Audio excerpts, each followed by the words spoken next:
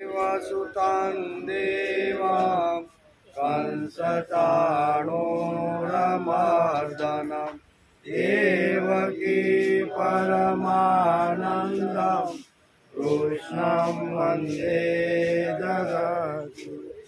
गुरुर्ब्रह्मा गुरुर्विष्णु गुरुर्देवो महेश्वर गुरु साक्षात् परब्रह्म तस्मै श्री गुरुवे नमः।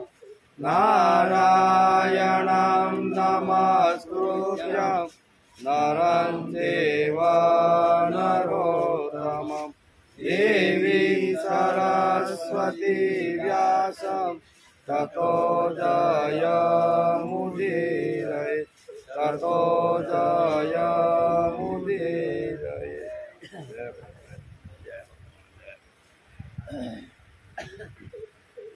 श्लोक नंबर 5।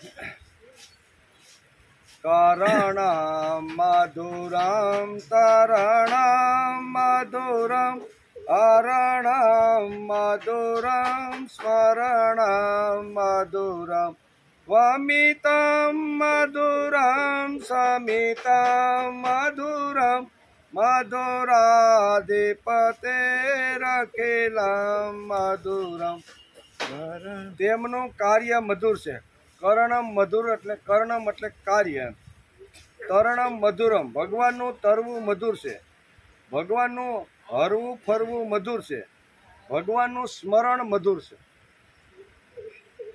વમિતમ મધુરમ સમિતમ મધુરમ ભગવાનના ઉદ્ગાર મધુર છે અને ભગવાન સમિતમ મધુર એટલે ભગવાનની શાંતિ મધુર છે। મધુરાધિપતે રખિલમ મધુરમ મધુરાધિપતિનું બધું મધુર છે એમ વલ્લભાચાર્ય સ્તોત્રમાં કહે છે। ગઈકાલે આપણે સ્કંદ 3 અને અધ્યાય 6 એનો અભ્યાસ કર્યો। આજે શ્રીમદ ભાગવત શરૂ થઈ અને 63મો દિવસ છે। 63 દિવસ પહેલા આપણે ચાલુ કર્યું હતું। ગઈકાલે આપણે કઈ કઈ વાતો જોઈ? થોડોક અઘરો વિષય હતો, થોડોક તત્વજ્ઞાનનો, બરોબર ને? થોડીક નજર ફેરવી લઈએ આપણે। દેવહૂતિનો પ્રશ્ન કે આ વિશ્વના સ્થૂળ સૂક્ષ્મ કાર્યો અને પ્રકૃતિ તેમજ પુરુષના લક્ષણ પણ આપ મને કહો એમ। આના લક્ષણ અને કાર્ય શું છે તો એ પણ મને તમે કહો। ત્રિગુણાત્મક અવ્યક્ત નિત્ય અને કાર્ય કારણરૂપ છે તથા પોતે નિર્વેશ હોવા છતાં પણ તમામ વિશે ધર્મનો આશ્રય છે। તે પ્રધાન નામના તત્વને પ્રકૃતિ કહેવામાં આવે છે। આમ અત્યારે દેવહૂતિને અહીંયા પિતા કરદમ શું કહેવાય પુત્ર કરદમ અહીંયા કપિલ ભગવાન આ રીતે એને સમજાવે છે। કારણ કે પ્રશ્ન પૂછ્યો કયો પ્રકૃતિ અને પુરુષના જુદા જુદા લક્ષણો ક્યાં છે આવું માતા દેવહૂતિએ પૂછ્યું ત્યારે પુત્ર આવી રીતના કપિલ ઋષિએ એને આ પ્રમાણે કીધું। તેમાં 24 તત્વોની ગઈકાલે વાત કરી। 5 મહાભૂત, 5 તન્માત્રા, 5 જ્ઞાનેન્દ્રિય, 5 કર્મેન્દ્રિય અને 4 મન બુદ્ધિ અહંકાર અને ચિત્ત। આ 4 આમ કરીને 24 તત્વોનો આ દેહ બનેલો છે અને એની અંદર બધા જ દેવતાઓ આવી રીતના કામ કરે છે। એ દેવતાઓનું સુંદર મજાનું વર્ણન અહીંયા દેવહૂતિને કપિલ ભગવાને સમજાવ્યું કે આ બધા જે પૃથ્વી છે, આકાશ છે, જળ છે, આ જે પંચમહાભૂતો છે તેની વાત કરી। પછી તન્માત્રા એટલે આપણે કહીએ ને કે તન્માત્રામાં આવે શું કહેવાય રૂપ રસ ગંધ આ બધું આવે ને એ તન્માત્રામાં આવે। તો આની બધી વાત કરી। આ બધી વાતને ગઈકાલે આપણે સમજવાનો પ્રયત્ન કર્યો। ત્યાર પછી પ્રકૃતિના આ કાર્યમાં પરમાત્માના પ્રવેશથી શુદ્ધ થયેલા અને પરસ્પરસ મળી ગયેલા તે તત્વોના વાત કરી એમ। ત્યાર પછી જળમય રહેલા તેજોમય અંડમાંથી વિરાટ પુરુષ ઉત્પન્ન થયો અને તેમાં કેટલાક છિદ્રો હતા।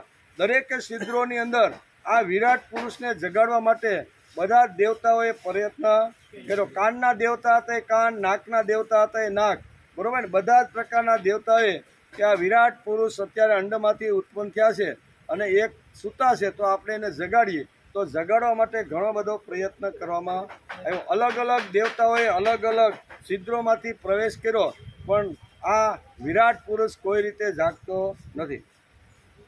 તેથી ભક્તિ, વૈરાગ્ય અને ચિત્તની એકાગ્રતાથી પ્રગટ થયેલા જ્ઞાન વડે તે અંતરાત્મા સ્વરૂપ ક્ષેત્રજ્ઞને આ શરીરથી ભિન્ન જાણીને તેનું ચિંતન કરવું જોઈએ.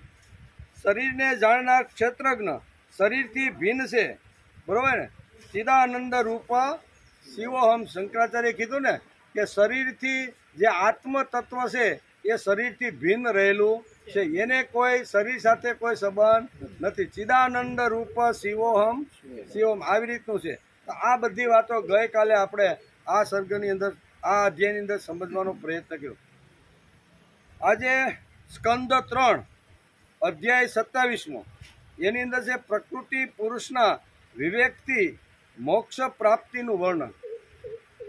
મોક્ષ માણસને કેવી રીતનો મળે એવા પ્રશ્ન દેવહૂતિએ અત્યારે અહીંયા પુત્ર કરદમ ઋષિને પૂછેલા છે. એનો આજ કર્યો. આ બધા આડવડું થઈ જાય, ધ્યાન રાખજો બધા. કપિલ ભગવાનને આવી રીતના દેવહૂતિએ, આવી રીતના માતાએ પુત્રને પ્રશ્ન પૂછ્યા છે. એનો આજે આપણે વિચાર કરવાનો.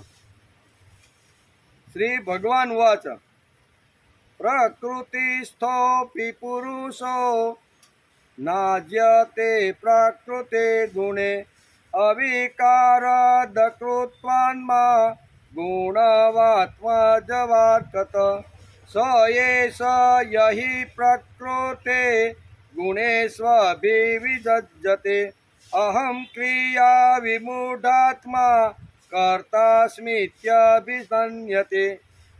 આમ શ્રી ભગવાન કહે છે, ભગવાન એટલે કપિલ. કપિલ ભગવાન કહે છે કે હે માતા, જે રીતે જળમાં પ્રતિબિંબિત સૂર્યની સાથે જળના શીતળતા, સંચળતા વગેરે ગુણોનો સંબંધ હોતો નથી, તેવી જ રીતે પ્રકૃતિના કાર્યભૂત શરીરમાં સ્થિત રહેવા છતાં આત્મ વાસ્તવમાં તેના સુખ દુઃખ વગેરે ધર્મોથી લેપાતો નથી. અહીં સૂર્યનું દ્રષ્ટાંત આપે છે કે તળાવ હોય અથવા કૂવો હોય, એની અંદર સૂર્યનું પ્રતિબિંબ પડે, આપણે એ તળાવમાં પથ્થર નાખી તો એના આવી રીતના વમળ ઉત્પન્ન થાય. તો એ વમળને સૂર્ય જે ત્યાંથી નીકળ્યો છે એને કોઈ સંબંધ નથી. સૂર્યની અંદર નીકળેલો જે પ્રકાશ છે એને સાથે કોઈ આ વમળના સંબંધ નથી. પણ આપણને અહીંયા સૂર્યના પ્રતિબિંબની સાથે આવી રીતના જળની અંદર હલતું હોય એવું દેખાય છે, પણ સૂર્ય તો સ્થિર છે અને એના કિરણો છે, એનો દ્રષ્ટાંત આપ્યું. પરંતુ તે જ પ્રાકૃતિક ગુણો સાથે તે જ્યારે પોતાનો સંબંધ સ્થાપી દે છે ત્યારે અહંકારથી મોહિત થઈને હું કરતા છું એવું માનવા લાગે છે. તે અહંકારને કારણે તે શરીરના સંસર્ગથી કરાયેલા પુણ્ય પાપરૂપી કર્મોના દોષને લીધે પોતાની સ્વાધીનતા અને શાંતિ ગુમાવી બેસે છે, તથા ઉત્તમ, મધ્યમ અને અધમ યોનિમાં ઉત્પન્ન થઈને સંસાર ચક્રમાં અટવાતો રહે છે, મોક્ષ સુધી જતો નથી. બરોબર? એટલે કે આવી રીતના કર્મો કરે પછી સ્વર્ગમાં જાય, ત્યાં એનું પુણ્ય ખલાસ થાય, પાછો પૃથ્વી ઉપર આવે અને પાછું એનું ચક્ર ચાલુ થઈ જાય. પછી એના કર્મ પ્રમાણે 3 વાતો લખી છે કે જેવું કર્મ એ પ્રમાણે એ યોનિની અંદર એને જન્મ મળે છે. 3 પ્રકારની યોનિ બતાવી છે. એક તો છે ઉત્તમ, મધ્યમ અને અધમ. જેવા કર્મ એ પ્રમાણે યોનિમાં એને જન્મ મળે છે. જે રીતે સ્વપ્નમાં ભય, શોક વગેરેનું કોઈ કારણ હોતું નથી, છતાં પણ સ્વપ્નના પદાર્થોમાં આસ્થા થઈ જવાના કારણે દુઃખ ભોગવવું પડે છે, તેવી જ રીતે ભય, શોક, હું, મારું તેમ જ જન્મ મરણ રૂપી સંસારની કોઈ સત્તા નહીં હોવા છતાં પણ અવિદ્યાને લીધે વિષયનું ચિંતન કરતા રહેવાથી જીવનું સાંસારિક ચક્ર ક્યારેય નિવૃત્ત થતું નથી. એટલે ભયમે રાખે છે. બરાબર? તો એ ભમૃતિ બહુ સરસ પ્રશ્ન પૂછ્યો છે કે પ્રકૃતિ પુરુષના વિવેકથી મોક્ષ પ્રાપ્તિનું સાધન કયું? આ દેવહૂતિનો પ્રશ્ન આગળથી આવેલો આવે છે. બરાબર? કે મોક્ષ જો માણસને પ્રાપ્ત કરવાનું હોય તો એનું સાધન કયું હોય શકે, બરોબર. એના જ અનુસંધાને આ 27મા અધ્યાયમાં અત્યારે કપિલ ભગવાન અહીંયા દેવહૂતિ માતાને કહે છે કે હે માતા, બુદ્ધિમાન મનુષ્ય માટે એ જ યોગ્ય છે કે અસત માર્ગમાં ફસાયેલા ચિત્તને ઉત્કટ ભક્તિયોગ અને વૈરાગ્ય વડે ધીરે ધીરે પોતાને મનને વશ કરવું જોઈએ. આગલા અધ્યાયમાં પણ મનની વાત આવી હતી. અહીંયા પણ જો માણસને મુક્તિ જોતવી હોય તો વૈરાગ્ય અને ભક્તિ યોગ વડે ધીમે ધીમે હળવે હળવે સાંસારિક પદાર્થોને છોડી અને માણસે ભક્તિ અને વૈરાગ્ય તરફ વળવું જોઈએ. જો માણસ સાંસારિક સુખ છોડી, બરાબર, ભૌતિક પદાર્થો છોડી અને આ બે ભક્તિયોગ અને વૈરાગ્યમાં જો એનું મન પ્રવૃત્ત થાય તો મોક્ષ મળવો અઘરો નથી, એમ કપિલ ભગવાને માતા દેવહૂતિને કીધું. તેથી બુદ્ધિમાન મનુષ્ય માટે એ જ યોગ્ય છે કે અસત માર્ગમાં ફસાયેલા ચિત્તને, અસત માર્ગ એટલે ન વિચારવાનું વિચારતું હોય મન, ઘણીવાર આડોળું ભાગતું હોય, 600,000 કિલોમીટર કે 5,000 કિલોમીટર દોડતું હોય. હકીકતે આવી રીતનું જે મન છે એ મનને મનુષ્ય એટલે કે ચિત્તને ઉત્કૃષ્ટ ભક્તિ યોગની અંદર જોડવાનો પ્રયત્ન કરવો. મનની અંદર પાવરફુલ શક્તિ મૂકેલી છે. આપને બધાને ઘણી વખત અનુભૂતિ થતી હોય. હજારો કિલોમીટર આપણા છોકરાઓ કાંઈ અમેરિકા છે, ઓસ્ટ્રેલિયા છે અથવા લંડનમાં ભણતા હોય, પણ આપણું મન સેકન્ડના શું કહેવાય 6ઠા ભાગની અંદર પણ ત્યાં પહોંચી જાય છે. એનું કારણ શું છે કે મનની આટલી મોટી તાકાત શાસ્ત્રકારોએ વર્ણવી છે. તેથી અહીં કપિલ ભગવાન પણ માતા દેવહૂતિને કહે છે કે જેમણે ભક્તિ યોગ અને વૈરાગ્ય વૃત્તિ જેમને ધારણ કરી લે છે એના પગની અંદર મોક્ષ આવી રીતનો આવીને પડે છે. તેથી મનને સંભાળવાનો પ્રયત્ન કરવો. આ મન ઉપર જ વાત છે. આગલા સર્ગની અંદર પણ, અધ્યાયની અંદર પણ મનની જ વાત અહીં કરી હતી. અહીંયા પણ મનને વૈરાગ્ય વૃત્તિની અંદર જોડે તો માણસને મુક્તિ મળે છે, અને મનને ભૌતિક પદાર્થો જોડે જોડી દે તો એને શું કહેવાય છે, બંધન થાય છે. બંધન અને મુક્તિના બે વાતો આપણે આના આગલા અધ્યાયની અંદર આપણે જોતા હતા. ભક્તિ એ ભગવાનની ખુશામત નહીં, પરંતુ આપણી મન શુદ્ધિનું સાધન છે.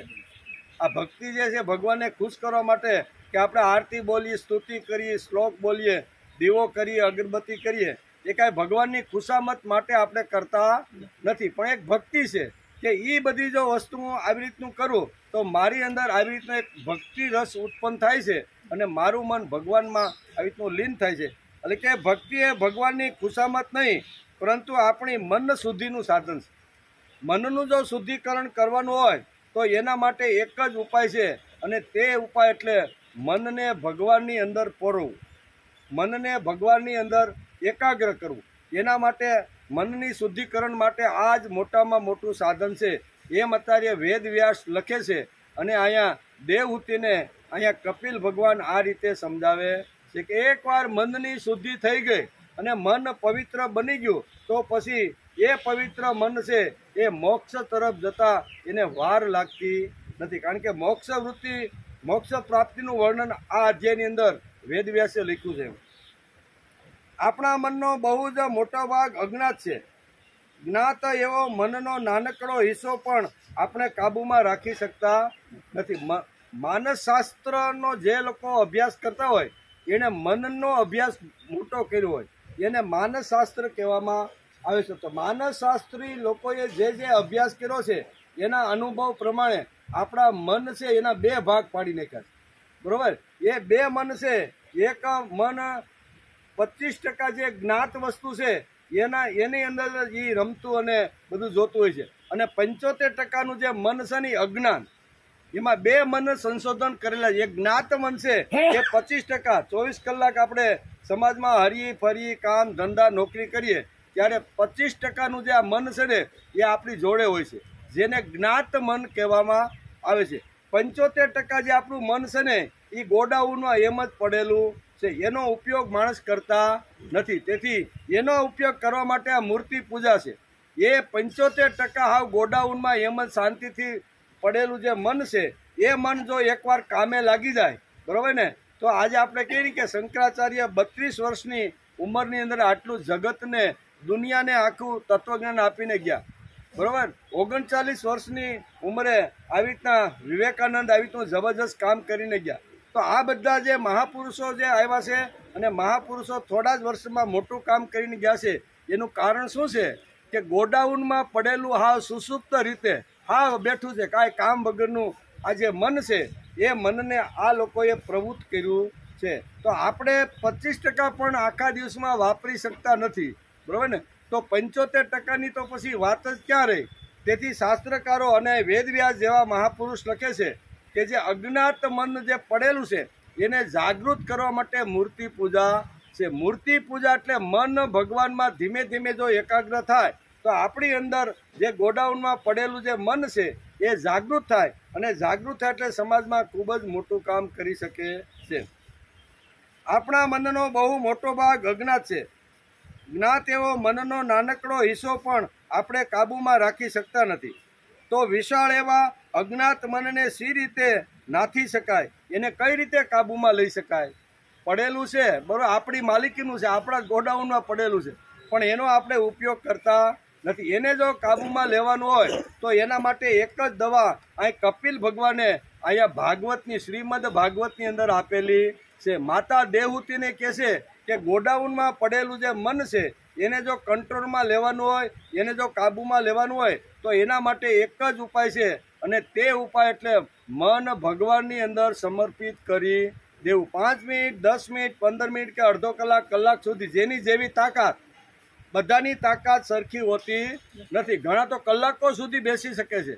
એકદમ મનને ભગવાનની અંદર પોરવી લીધું પછી એને બાહ્ય જગતની કોઈ ખબર નથી. ભગવાનની સાથે એનો તાર જોડાઈ જાય, અને ભગવાનની સાથે જેમણે તાર જોડી લીધો છે એ દુનિયાની અંદર એ બધા લોકો મહાન થઈ ગયા છે. તેથી અહીંયા કપિલ ભગવાન કહે છે કે મન ખૂબ અગત્યનું છે. મન હોય તો ખાવાનું, આપણે કહીએ ને, મન હોય તો ખાવાનું, મન હોય તો જવાનું, મન હોય તો બેસવાનું, મન હોય તો સાંભળવાનું, અને મન હોય તો બોલવાનું.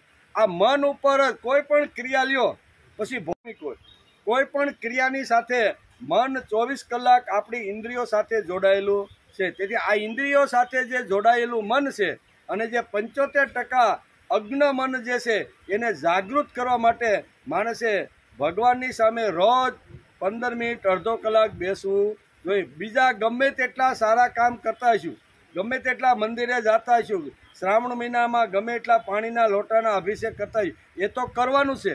પણ જ્યાં સુધી માણસ ભગવાનની પાસે બેસી અને ભક્તિ કરતો નથી ત્યાં સુધી મનની શુદ્ધિ થતી નથી. એટલે મનની શુદ્ધિ માટે, મનની પવિત્રતા માટે અહીંયા દેવહૂતિને અત્યારે કપિલ ભગવાન કહે છે કે જો મોક્ષ પ્રાપ્ત કરવાનો હોય તો જે વૈરાગ્ય વૃત્તિ અને ભક્તિના જે સાધનો છે, ભક્તિ યોગ, આ બે શબ્દો અહીં વેદવ્યાસે વાપર્યા છે, ભક્તિ યોગ અને વૈરાગ્ય.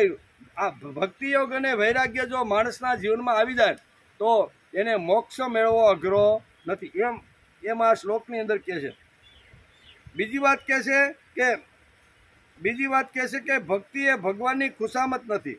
એ વિશાળ એવા અજ્ઞાત મનને સી રીતે કાબૂમાં લઈ શકાય? મનોનિગ્રહ કેટલો કઠણ છે આ વાત અર્જુને ભગવાન સમક્ષ મૂકી. ભગવાને કીધું કે ભાઈ તું મનને કાબૂમાં રાખી અને લડવાનો પ્રયત્ન કર. ત્યારે ભગવાનને અહીંયા અર્જુન કહે છે કે ભાઈ મન તો ખૂબ જ બળવાન છે, શક્તિશાળી છે, એકદમ પાવરફુલ છે. આ પાવરફુલને મન એકાગ્ર કરી અને ભક્તિમાં જોડવું બહુ અઘરું છે. આવો પ્રશ્ન અહીં કોણ કરે છે? અર્જુને પણ ભગવાનની પાસે આ પ્રશ્ન, જે અત્યારે અહીંયા દેવહૂતિએ જેમ કપિલ મુનિ પાસે પ્રશ્ન મૂકી દીધો કે મોક્ષ માર્ગ જો માણસને પ્રાપ્ત કરવાનો હોય તો પુરુષ અને પ્રકૃતિ આ બંને તત્વો તો છે, પણ એની સાથે સાથે કયું એવું સાધન છે કે જેનાથી માણસને મોક્ષ ગતિ પ્રાપ્ત થાય છે? આ જે દેવહૂતિનો જે પ્રશ્ન હતો એવો જ પ્રશ્ન ભગવાનને ગીતાની અંદર અર્જુને ભગવાનને પૂછેલો છે. શું કહે છે ભગવાન કહે છે કે તારા મનને કંટ્રોલ કરીને તો તને બધું આ સારું દેખાશે, પણ તારું મન અત્યારે ભમી રહ્યું છે, અને ભમવાના કારણે તને આ જે આતતાઈઓ છે, જેણે તને સળગાવવાનો પ્રયત્ન કર્યો, મારવાનો પ્રયત્ન કર્યો, જેણે તમને ઝેર આપી અને ખલાસ કરવાનો પ્રયત્ન કર્યો, જેણે તમને જળમાં ડૂબાડી અને મારવાનો પ્રયત્ન કર્યો, જેણે તમને પહોલાવી પટાવી અને જુગાર રમાડી અને તમારી રાજધાની લેવાનો જે પ્રયત્ન કર્યો, હવે આવા લોકોને તું પોતાને ગણે છે? આ તારી બુદ્ધિમાં કંઈક ફરક પડી ગયો લાગે છે. તેથી તું મનને કંટ્રોલ કર. આ બધા આતતાઈઓ છે, તમને જન્મથી જ મારવા માટેના આ લોકો અત્યાર સુધી પ્રયત્ન કર્યા છે. આ તારા સગા કે તારા સંબંધી હોઈ શકતા નથી. આ તો આતતાઈ છે, અને આતતાઈ જો હામો મળે ને તો એને કોઈ મારવામાં કોઈ વાંધો. આ અર્જુનનો જે પ્રશ્ન હતો એ પ્રશ્ન કયો હતો? તો કહે છે કે સંચલમ હિ મન કૃષ્ણ. ભગવાને કીધું કે તારા મનને તું કંટ્રોલ કર અને લડવા માટે તું ઊભો થા. ત્યારે અર્જુન પોતાનો પ્રસ્તાવ મૂકે છે કે ભગવાન તમે કહો એ વાત તો બરોબર છે, પણ અમારા જેવા સામાન્ય માણસ માટે તમે કહો એ અમારા માટે યોગ્ય નથી. ભગવાન કે ભાઈ શું પ્રોબ્લેમ છે બોલજી. ત્યારે અર્જુન કહે છે સંચલમ હિ મના કૃષ્ણ પ્રમાથી બલવદ્દઢ તસ્યાહમ નિગ્રહમ મન્યે વાયોરીવ સુદુષ્કૃતમ. બહુ અહીંયા અર્જુને એટલી જબરજસ્ત દલીલ કરી છે કે મનને કંટ્રોલ કરવું ખૂબ જ અઘરું છે. શા માટે? તો હે કૃષ્ણ, મન બળવાન છે. પહેલું એને કીધું કે મન એટલું બધું બળવાન છે કે એને કંટ્રોલમાં કરવું, નાથવું અથવા એને સંયમિત કરવું ને એ ખૂબ જ અઘરું છે. બીજી વાત કરી કે મન એ સંચળ છે. આજે અત્યારે અહીંયા હોય તો 2 સેકન્ડની અંદર તો ક્યાંનો ક્યાંય પહોંચી જાય છે. આટલું સંચળ, વાનરની જેમ એટલું બધું સંચળ છે કે એને નાથવું અથવા કાબૂમાં લેવું ખૂબ જ અઘરું છે. ત્રીજી વાત કરી કે મન જુસ્સાવાળું છે. કેવું મન? કેવું છે? જુસ્સાવાળું. મન જુસ્સાવાળું છે. એને સહેલાથી વશ કે નાથી શકાય નહીં. તમે તો એમ કહો છો કે તારા મનને તું કંટ્રોલ કર, તો આ મન તો પાવરફુલ છે, આવી રીતનું શક્તિશાળી છે, અને આવી રીતનું સંચળ છે. સંચળ મન, શક્તિશાળી મન, બળવાન જે મન છે એને હું કેવી રીતે નાથી શકું? તેમ નથી. આવી મનને એટલે કે આથી મનને નિયમમાં રાખવું તે વાયુની જેમ ખૂબ જ દુષ્કર છે. એમ અર્જુને ભગવાનની સામે પ્રસ્તાવ રાખી દીધો કે ભાઈ અમારાથી આ શક્ય નથી. તમે એમ કહો છો કે મનને આવી રીતનો કંટ્રોલ કરવાનો પ્રયત્ન કરો, પણ મન બહુ બળવાન છે, સંચળ છે, શક્તિશાળી છે, પાવરફુલ છે. આ મનને કંટ્રોલ કરવો ખૂબ જ અઘરો છે. આથી મનને નિયમમાં રાખવું તે વાયુને રોકવા બરોબર છે. કેવું? વાયુ જેમ રોકી શકાતો નથી એમ મનને પણ રોકી શકાતું નથી. ભગવાને બહુ સારી રીતે આ અર્જુનની દલીલ સાંભળી કે આ કહેવા શું માગે છે. ભગવાને બરોબર સાંભળ્યું, અને સાંભળ્યા પછી એની દવા સીધી એને અર્જુનને જે પ્રશ્ન હતો મનનો એના ઉપર ભગવાન દવા આપી. કઈ દવા આપી? બહુ સરસ છે. અસંશયમ મહાબાહો મનો દુર્નિગ્રહ ચલમ અભ્યાસેન તુ કૌંતેય વૈરાગ્યેન ચ ગૃહ્યત.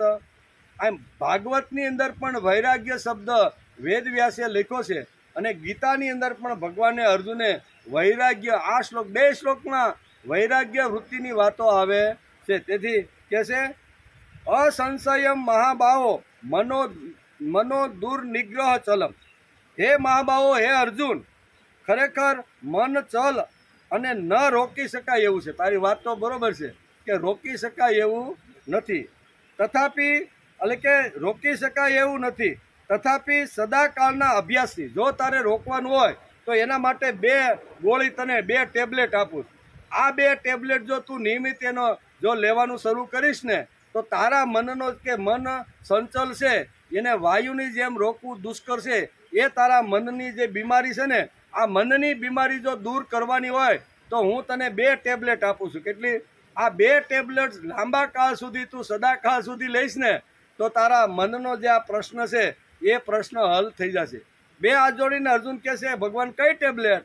બરોબર. ત્યારે ભગવાન એને કહે છે અભ્યાસેન તુ કૌંતેય વૈરાગ્યેન ચ ગૃહ્યત. બહુ સરસ આ 2 દવા આપે છે. કઈ છે? હે મહાબાહુ અર્જુન, ખરેખર મન ચલ અને ન રોકી શકાય એવું છે, તથાપી સદાકાળના અભ્યાસથી. શું કે છે? 1 ટેબ્લેટ આ કે સદાકાળ કે લાંબા કાળ સુધી તું જો અભ્યાસી વૃત્તિ રાખી અને અધ્યાત્મ સમજવાનો જો પ્રયત્ન કરીશ ને, ભક્તિ સમજવાનો પ્રયત્ન કરીશ, બરોબર, મનને આવી રીતનું પવિત્ર કરવાનો લાંબા કાળ સુધી જો તું પ્રયત્ન કરીશ ને તો આ પહેલી ટેબ્લેટ હું તને આપું. આ કાંઈ આજે તે વાવ્યું છે ને કાલે તને એનું ફળ મળે આવી રીતની આ વાત નથી. અહીં કહે છે અભ્યાસેન તું વૈરાગ્ય ચ ગુહ્યતમ, એટલે કે અભ્યાસથી અને વૈરાગ્ય વૃત્તિથી. કેવું? વૈરાગ્ય વૃત્તિ અત્યાર સુધી તને જે પદાર્થોની અંદર અથવા ભોગની અંદર તારું જે મન હતું એને હટાવી અને વિશિષ્ટ પ્રકારનો રાગ ભગવાન તરફ તું રાખ. જે ધંધામાં હતો, જે રાગ તું તારા શું કહેવાય નોકરીની અંદર રાખતો હતો, પરિવારની અંદર રાખતો હતો, સમાજમાં કાંઈક નાના મોટા કામ કરો એની અંદર તારો રાગ હતો, એટલે એની અંદર તું કામ કરતો.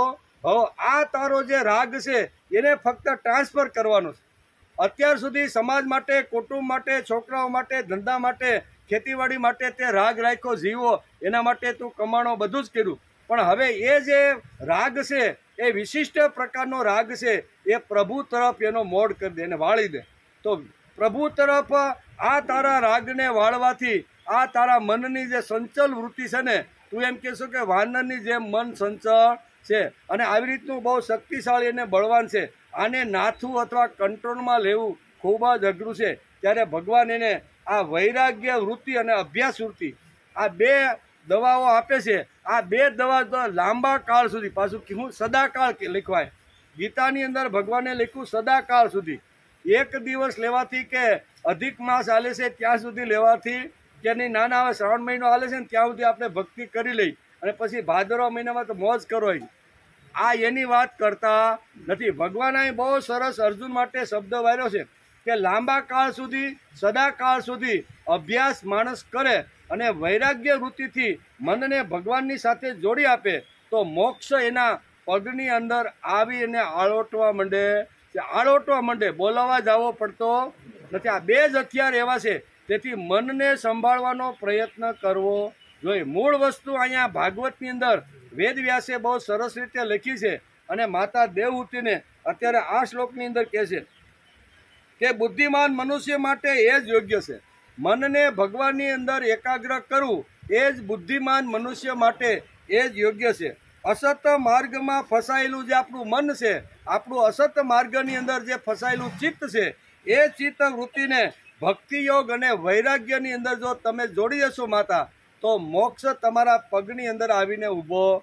આ પ્રશ્નનો જવાબ અત્યારે કપિલ ભગવાન માતા દેવહૂતિને આપે છે કે મોક્ષ જો મેળવવાનો હોય અને મોક્ષની ગતિ તરફ જો આવી રીતે કરવાની હોય તો એના માટે શું કરવું જોઈએ? તો એના માટે મનની વાત સમજાવે છે કે વૈરાગ્ય વૃત્તિ સિવાય શક્ય નહીં. વૈરાગ્ય સંસ્કૃત શબ્દ છે, એનું હાવ ગુજરાતી કરીએ તો વિશિષ્ટ પ્રકારનો રાગ. વિશિષ્ટ પ્રકારનો રાગ એટલે ભગવાન ઉપરનો રાગ. કે ભગવાન ઉપરનો રાગ, ભગવાન ઉપરનો ભાવ, ભગવાન ઉપરનો પ્રેમ. અત્યાર સુધી સમાજ ઉપર પ્રેમ કર્યો, કુટુંબ ઉપર પ્રેમ કર્યો, એ જ ભાવ તમારે ક્યાં લઈ જવાનો? ભગવાન પાસે લઈ જવાનો છે. આ બે જ સાધન એવા છે કે જે માણસને મોક્ષ સુધી લઈ જાય છે. બે સાધનોમાં એક અભ્યાસ યોગ અને બીજો અહીંયા વૈરાગ્ય યોગ. અહીંયા ભાગવતની અંદર બે વાત કીધી છે. એક ભક્તિ યોગ કીધો છે અને એક વૈરાગ્ય યોગ. આ બંને મહાપુરુષો એટલે ભગવાન શ્રી કૃષ્ણ અને વેદવ્યાસ જેવા મહાપુરુષે આ બંને સિદ્ધાંતો આપણને ભક્તિ કરવા માટે, મનને શુદ્ધ કરવા માટે, મનને પવિત્ર કરવા માટે, અને પવિત્ર થયેલું મન હોય ને એ જ ભગવાન એનો સ્વીકાર કરે છે. આપણી ઘેરે કોઈ આવે બરોબર અને ઘણા સમયથી કેળા ઘરમાં કોઈ ખાતું હોય ને લઈ આવેલા પડ્યા હોય, પછી એમાં થોડાક શું કહેવાય થોડુંક પાણી ઘરી ગયું હોય છે ને લપસણા થઈ ગયા હોય છે. આપણે એમ થાય કે હવે મહેમાન આવ્યા છે તો હવે આ કોઈ ખાતું નથી તો થાળીમાં આપણે લઈને આપણે આપીએ છીએ. આપણે પણ સામાન્ય રીતે આપણી ઘેરે કોઈ આવી રીતના મહેમાન અતિથિ આવે તો એને પણ આપણે બગડેલી વસ્તુ આપતા નથી, એને તાજી અને સારી આપીએ છીએ. તો મારે પણ ભગવાનને તાજું અને સારું આપવાનો પ્રયત્ન કરવો જોઈએ. તો સારું અને તાજી વસ્તુ શું છે? તો સવારમાં 4-5 વાગે આપણે ઉઠ્યા અને આપણી જે સારી વસ્તુ કઈ છે? તો કે મન છે. નાહી ધોઈને ભગવાનની સામે અડધો કલાક બેસી જાઓ તો ભગવાન આવા મનનો સ્વીકાર કરે છે. પછી ક્યાંય આપણે ઘરમાં પૂછતું ન હોય, સમાજમાં કોઈ ભાવ પૂછતું ન હોય, સમાજમાં અત્યારે ખૂબ હાર તોરા કર્યા હોય, પ્રમુખ પદે રહ્યા હોય, ઘણા સમય સુધી સોસાયટીના આવી રીતના નાના મોટા કામ કર્યા હોય, ઘણી બધી સાયલું ઓઢી હોય બરોબર, એટલે માણસને એમ થાય કે હવે સમાજ મને કાંઈ પૂછતો નથી. હવે સમાજમાં તો યુવા વર્ગ આવી ગયો છે, એટલે મને તો હું ઓવળિયાની જેમ કાઢી નાખ્યો છે. ઘરમાં પણ મારો કોઈ ભાવ પૂછતું નથી. આવું બધું જ્યારે માણસને થવા લાગે ને ત્યારે પછી લાકડીના ટેકે ટેકે હળવે હળવે મંદિરે જઈને બે અને મંદિરે જઈને ભગવાનને કે લે ભગવાન હું આવ્યો. ભગવાન કે આ સુથા નીકળી ગયા ત્યારે આવ્યો. આ રસકસ હતો ત્યારે તો તું શાંતિથી આવી રીતના બધા ઘરવાળી સાથે, છોકરાઓ સાથે, ધંધા સાથે એટલો આવી રીતના હળીમળી ગયો હતો કે મને યાદ કરવાનો ટાઈમ. હવે તારા ઘરમાં તને કોઈ પાવ પૂછતું નથી, સમાજમાં તને બોલાવીને તને સાયલ ઓઢાડતું નથી કે ફૂલનો નાના બાપા તમે બહુ સારું કામ કર્યું, તમે આટલું કર્યું છે ત્યારે અમારી મંડળી આટલી ગઈ છે. હવે ભાવ પૂછતું નથી. પછી બાપા ક્યાં જાય? લાકડીનો ટેકો લઈને મંદિરે લે ભગવાન આવ્યો. ભગવાન કે કાંઈ વાંધો નહીં, આવી રીતે આવતોય કાંઈ વાંધો, બીજી જગ્યાએ બેસું એના કરતાં તું આવ્યો તો ખરો. ભગવાન એટલા આપણે કીધું ને કે સૂર્યના જેટલો પ્રકાશિત ભગવાન છે. એ દરેક માણસ ગમે તેવો ત્યાં ગયો હોય તો એને પ્રકાશિત કરી શકવાની તાકાત ભગવાનમાં છે. ભગવાન કે કાંઈ વાંધો નહીં, પણ અત્યારે તું મારા તરફ તો વળ્યો છે ને. અપી ચેતસુ દુરાચારો ભજતે મામન્ય ભાગ સાધુ રેવસ સંયત સમ્યજ્ઞ વસિતો છે. ભગવાને પણ આ કીધું ગમે તેવો કાંઈ વાંધો નહીં, અત્યાર સુધી જે તે કાંઈ કર્યું હોય તે કર્યું હોય, પણ અત્યારે તો મારી પાસે આવ્યો છો ને એટલે હું તને કેવો બનાવી દે તો કે ક્ષિપ્રમ ભવતી ધર્માત્મા સસ્વ શાંતિની ગચ્છતી કોંતેય પ્રતિ જાની નમે ભક્ત પ્રણશ્યતિ. કાંઈ વાંધો નહીં, લાકડીના ટીકે આવ, પૂછતું નથી, હલાતું નથી, ચલાતું નથી, પણ હળવે હળવે મારી પાસે પહોંચી ગયો છો. તેથી ક્ષિપ્રમ ભવતી ધર્માત્મા તે મારું શરણ લીધું છે એટલે હું તને તાત્કાલિક ધર્માત્મા બનાવી દઈશ અને હજારો વર્ષ સુધી તારી કીર્તિ સમાજમાં ફેલાઈને એના માટે હું કામ કરીશ. આવું ભગવાન કહે છે. ભલે ગમે તેવા મેલા ઘેલા ગયા હશું, અત્યાર સુધી કાંઈ સારા કર્મ નહીં કર્યા હોય, પણ હવે જ્યારે જશું ત્યારે ભગવાન એમ કહેતા નથી તું ક્યાં ભાઈ અહીંયા આવ્યો. બરાબર ને? ભગવાન ભગવાન તો વિશાળ દિલના છે. કેવા એક મોટું હૃદય રાખીને ભગવાન ચાલતા રહેલા છે. તેથી આ બધી જ વાતો મનને પવિત્ર કરવા માટે, મનની શુદ્ધિ કરવા માટે, મન શુદ્ધ અને પવિત્ર હોય તો એ જ મનનો સ્વીકાર ભગવાન કરે છે. ગમે તેવા મનનો સ્વીકાર ભગવાન કરતા નથી. આપણે પણ અતિથિને ગમે તેવું ખાવાનું આપતા, આપણે પણ તાજું અને સારું જે ઘરમાં બનેલી વસ્તુ હોય એનાથી આપણે એનું સ્વાગત કરીએ છીએ. તો આ તો વિશ્વંભર છે, બરાબર ને? આખા વિશ્વને ચલાવવાળો, આખા વિશ્વને ઉત્પન્ન કરવાળો અને જરૂર પડે તો પ્રલય કરવાળો આવો જે ભગવાન છે એ ભગવાનને મારે ગમે તેવી વસ્તુ અપાય ખરી?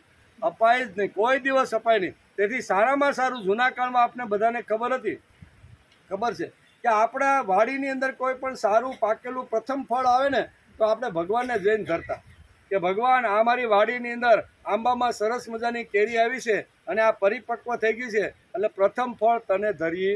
આ બધી ભાવના આપણી હતી. અને આજ આ ગીતા અને ભાગવત આપને આ જ વાત સમજાવે છે કે માણસ પ્રત્યે વૈરાગ્ય વૃત્તિ ઉત્પન્ન થાય છે અને ભક્તિ યોગના માધ્યમથી એ મોક્ષ ગતિને પામી શકે છે.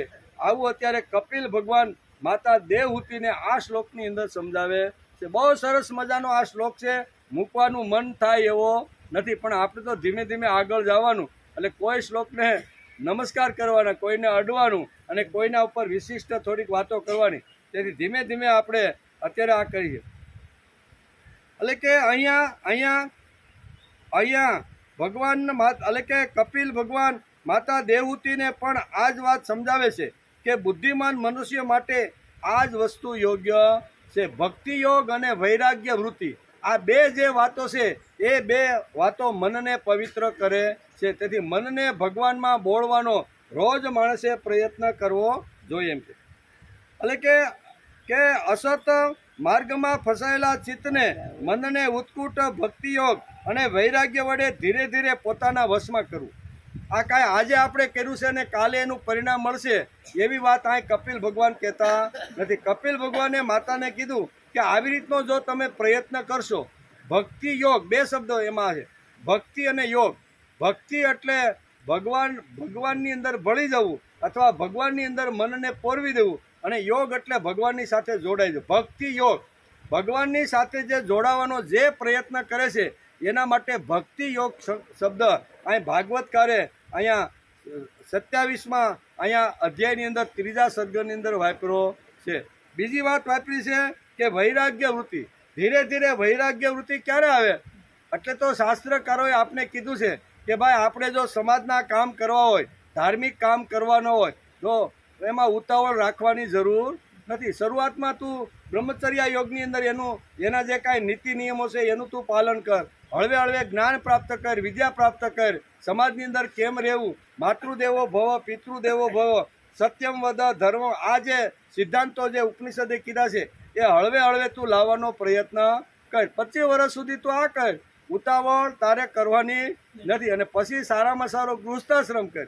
અને ઉત્તમ ગૃહસ્થાશ્રમ તારો આવી રીતનો સિદ્ધ થઈ જાય.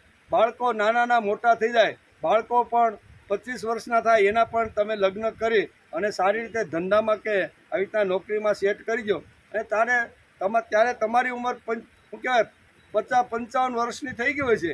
ત્યારે હળવે હળવે બાળકોના હાથની અંદર તમે આ બધું સોંપી અને ધીમે ધીમે તમે 60 વર્ષ થાય ત્યાં નિવૃત્તિ તરફ વળવાનો પ્રયત્ન કરો. અને એને કહેવાય છે વાનપ્રસ્થાશ્રમ. આ બે સારામાં સારા આશ્રમ કર્યા. વાનપ્રસ્થાશ્રમની અંદર 25% આપણા માટે ને 75% શક્તિ ભગવાન માટે આમ ધીમે ધીમે વાપરતો થયો. એને ખરો વાનપ્રસ્થી કહેવામાં આવે છે. વાનપ્રસ્થી એટલે ઉંમરથી વધી ગયો, ધોળાવાળ થઈ ગયા છે, લાકડીને ટેકે હાલે છે, 90 વર્ષનો થઈ ગયો છે કે 75, એટલે વાનપ્રસ્થી નહીં. વાનપ્રસ્થની વ્યાખ્યા વેદ વ્યાસે બહુ સરસ રીતે, જે વખતે આપણે મહાભારતનો અભ્યાસ કરતા હતા ને એ વખતે મહાભારતની અંદર વેદ વ્યાસે અહીંયા વાનપ્રસ્થાશ્રમની વ્યાખ્યા સુંદર આપેલી છે. વાનપ્રસ્થની વ્યાખ્યા આપતા અહીંયા વેદ વ્યાસ મહાભારતમાં લખે છે કે જેની ઉંમર શું કહેવાય, જેની ઉંમર આવી રીતની 50 વર્ષથી 75 વર્ષની થઈ ગઈ છે એટલે એ વાનપ્રસ્થી નથી. એ તો નહીં થાવતો, એ તો ક્રમ પ્રમાણે ધીમે ધીમે તમે 75ના તો થવાના. વાળ ધોળા થઈ ગયા છે એટલે તમે વાનપ્રસ્થી નહીં. મોઢામાંથી દાંત નીકળી ગયા છે અને લાકડીને ટેકે હાલો છો તેથી તમે વાનપ્રસ્થી નહીં. ત્યારે વાનપ્રસ્થી કોણ? તો કે જેણે પોતાની શક્તિ, પોતાની સંપત્તિ, પોતાની જે કાંઈ ઇન્દ્રિયો છે એ ઇન્દ્રિયોનો 75% જે ભાગ છે ને એ પ્રભુ માટે વાપરે અને 25% ભાગ, જે ઘરની અંદર હું રોટલો ખાઉં છું, મારા દીકરાના ઘરમાં રહેતો હોય તો 25% એના માટે કામ કરવાનું.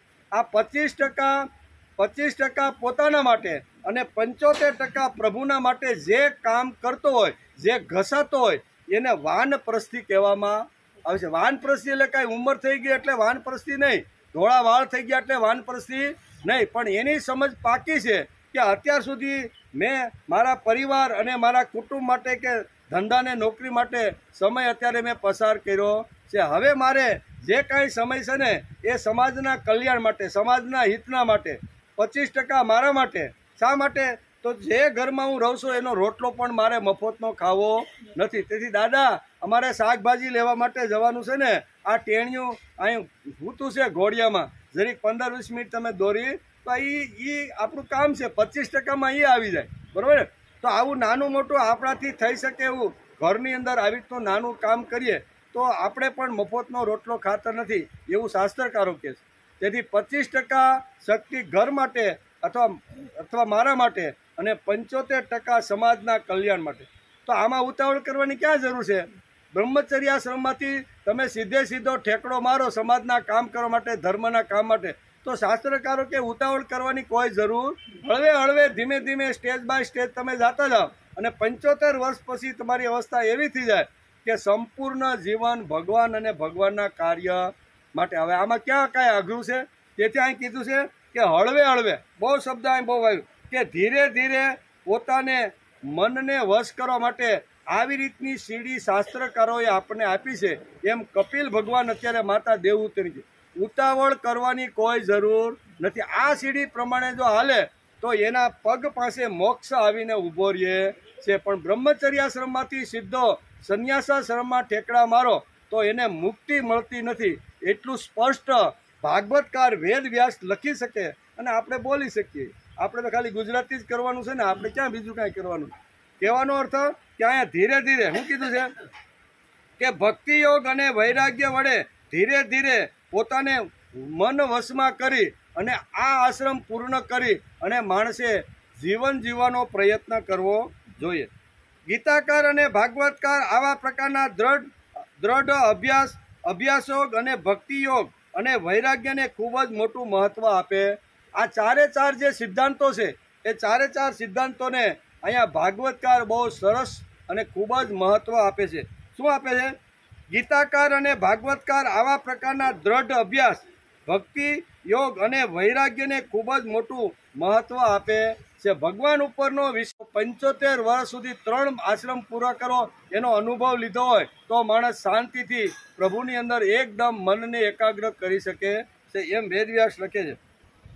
સતુ દીર્ઘકાળ નૈરંતર્ય સત્કારા સેવિતો ભૂમિ. ઉતાવળ કરવાની જરૂર નથી. સતુ આમ આજે શાસ્ત્રકારો જે લખીને ગયા છે ને, સતુ દીર્ઘકાળ નૈરંતર્ય શબ્દ કેવો આપ્યો છે?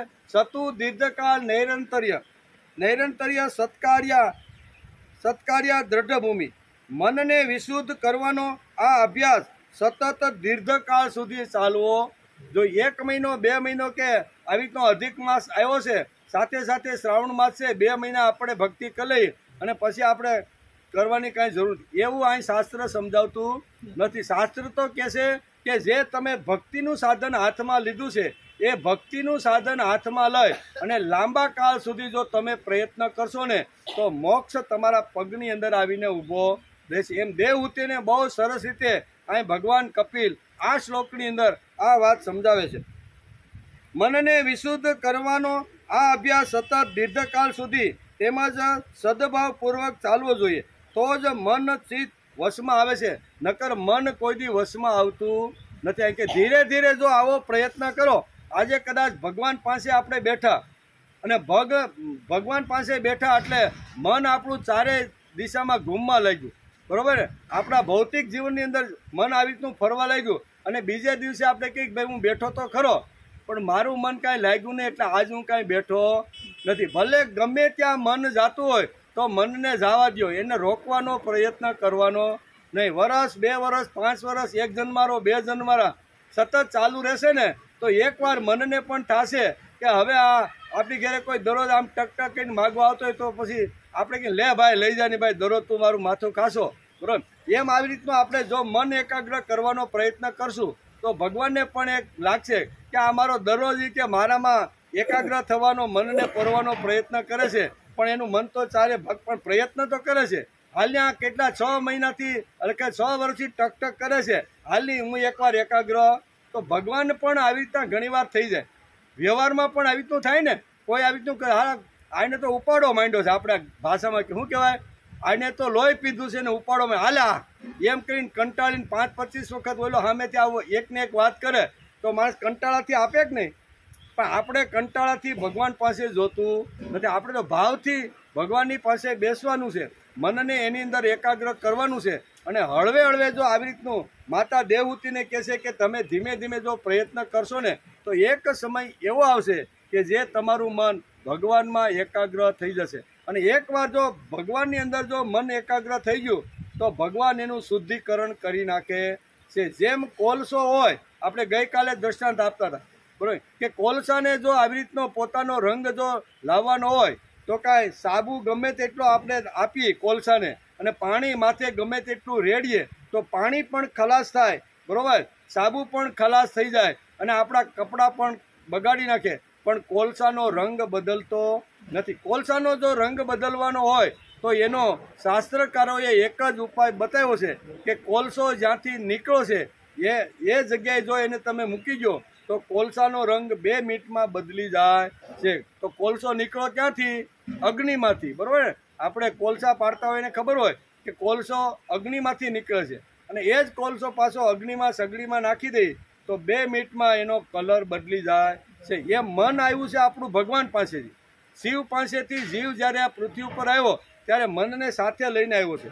એટલે આપણું જે મન છે એ ભગવાન પાસેથી આવેલું છે. તો આપણા મનનું જો શુદ્ધિકરણ કરવાનું હોય, એને પવિત્ર કરવાનું હોય તો આપણા મનને ભગવાનની અંદર નાખી દેવું જોઈએ. તો જેમ કોલસો 2 મિનિટમાં રંગ બદલી નાખે છે એમ મન આપણું જો ભગવાનની અંદર આવી રીતનું થઈ જાય તો આપણા મનનો કલર બદલી જાય છે. અને એકવાર જો મનનો કલર બદલી ગયો, મન જો વિશુદ્ધ થઈ ગયું, મન જો પવિત્ર થઈ ગયું તો આપણે પરિવાર પણ સારો લાગશે. આપણે કહેતા ને કે એકવાર મન જો આપણું શુદ્ધ અને પવિત્ર થઈ જાય તો પરિવાર પણ આપને સારો લાગે, કુટુંબ પણ આપને સારું લાગે, દીકરાઓ પણ આપને સારા લાગે, એટલું જ નહીં, પણ વેપાર ધંધા કે જે ગાદી ઉપર બેસીને આપણે ધંધો કરતા હોય એ ધંધો પણ સારો લાગે. એટલું જ નહીં, પણ ભગવાન પણ સારો લાગવા માટે એકવાર જો મન શુદ્ધ થઈ જાય, પવિત્ર થઈ જાય, તો જગતની બધી જ વસ્તુ માણસને આવી રીતની સારી લાગવા માટે તેથી જ અહીંયા શાસ્ત્રકારો આના ઉપર વધારે ભાર આપે છે કે એકવાર માણસનું મન શુદ્ધ અને પવિત્ર થઈ જવું જોઈએ. પવિત્ર થયેલું જે મન છે એનો ભગવાન સ્વીકાર કરે છે. ગમે તેવું ગંદુ કેળું પણ આપણે ખાતા નથી. આપણે એમ કહીએ ભાઈ આ તારા ઘોડાના પગેઠે આવી ગયેલું સુથાઈ ગયેલું કેળું મને આપે છે, તને અક્કલ છે કે નહીં? સામાન્ય માણસ પણ આવી રીતની વાત કરે છે, તો ભગવાનને આપણે ગમે તેવું આપી શકાય? ના આપી શકાય. તેથી આપણે અત્યારે અહીંયા જે શ્રીમદ ભાગવતનો જે અભ્યાસ કરી છે એની અંદર શાસ્ત્રકારોએ આ બધી વાતો લખી રાખી છે. પ્રકૃતિ પુરુષના વિવેકથી મોક્ષ પ્રાપ્તિનું વર્ણન આ વેદ વ્યાસે બહુ સરસ રીતે અહીંયા સ્કંદ 3 અને અધ્યાય 27માં લખ્યું છે. દેવહૂતિને અહીં કહે છે કે મોક્ષ પ્રાપ્ત કરવા માટે આ એક જ દવા છે અને એક જ ઉપાય છે કે મનને ભગવાનની અંદર બોળી રાખવું. અને પરબારું કાંઈ બોળ્યું છે એટલે કાંઈ પરબારું કાંઈ શુદ્ધ થવાનું નથી. ધીરે ધીરે શબ્દ વાપર્યો શું કે ધીરે ધીરે મનને વશ કરવાનો માણસે પ્રયત્ન કરવો જોઈએ. સને પંથા સને કંથા સને પર્વત મસ્તિકા સનેર વિદ્યા સને વિતમ પંચેતાની સન. બરાબર, આવી રીતના આપણા ઘણા બધા શાસ્ત્રકારોએ શ્લોકો લખ્યા છે કે સને પંથા, પંથ કાપો હોય તો ધીમે ધીમે કાપો જોઈએ. સને પંથા સને કંથા, કંથા એટલે સંન્યાસ થાય, એનું ગુજરાતી કઈ તો થાય સંન્યાસ. સંન્યાસ પણ 3 આશ્રમ પૂરા કરીને પછી લેવાનો હોય છે. સને કંથા સને પંથા સને પર્વત મસ્તિકા, પર્વત ઉપર જો જવાનું હોય તો પણ હળવે હળવે માણસે પગથિયા ચડવા જોઈએ. તો દત્તાત્રેય કે અંબાજીની ટૂંક ઉપર પહોંચી ના મારે તો 10 મિનિટમાં પહોંચવાનું છે અને દોડતો જાય તો 5 મિનિટમાં હાફીને ત્યાં બેસી જાય કે નહીં. તેથી સને પંથા સને કંથા સને પર્વત મસ્તિકા સનેર વિદ્યા અને સને વિત્તમ.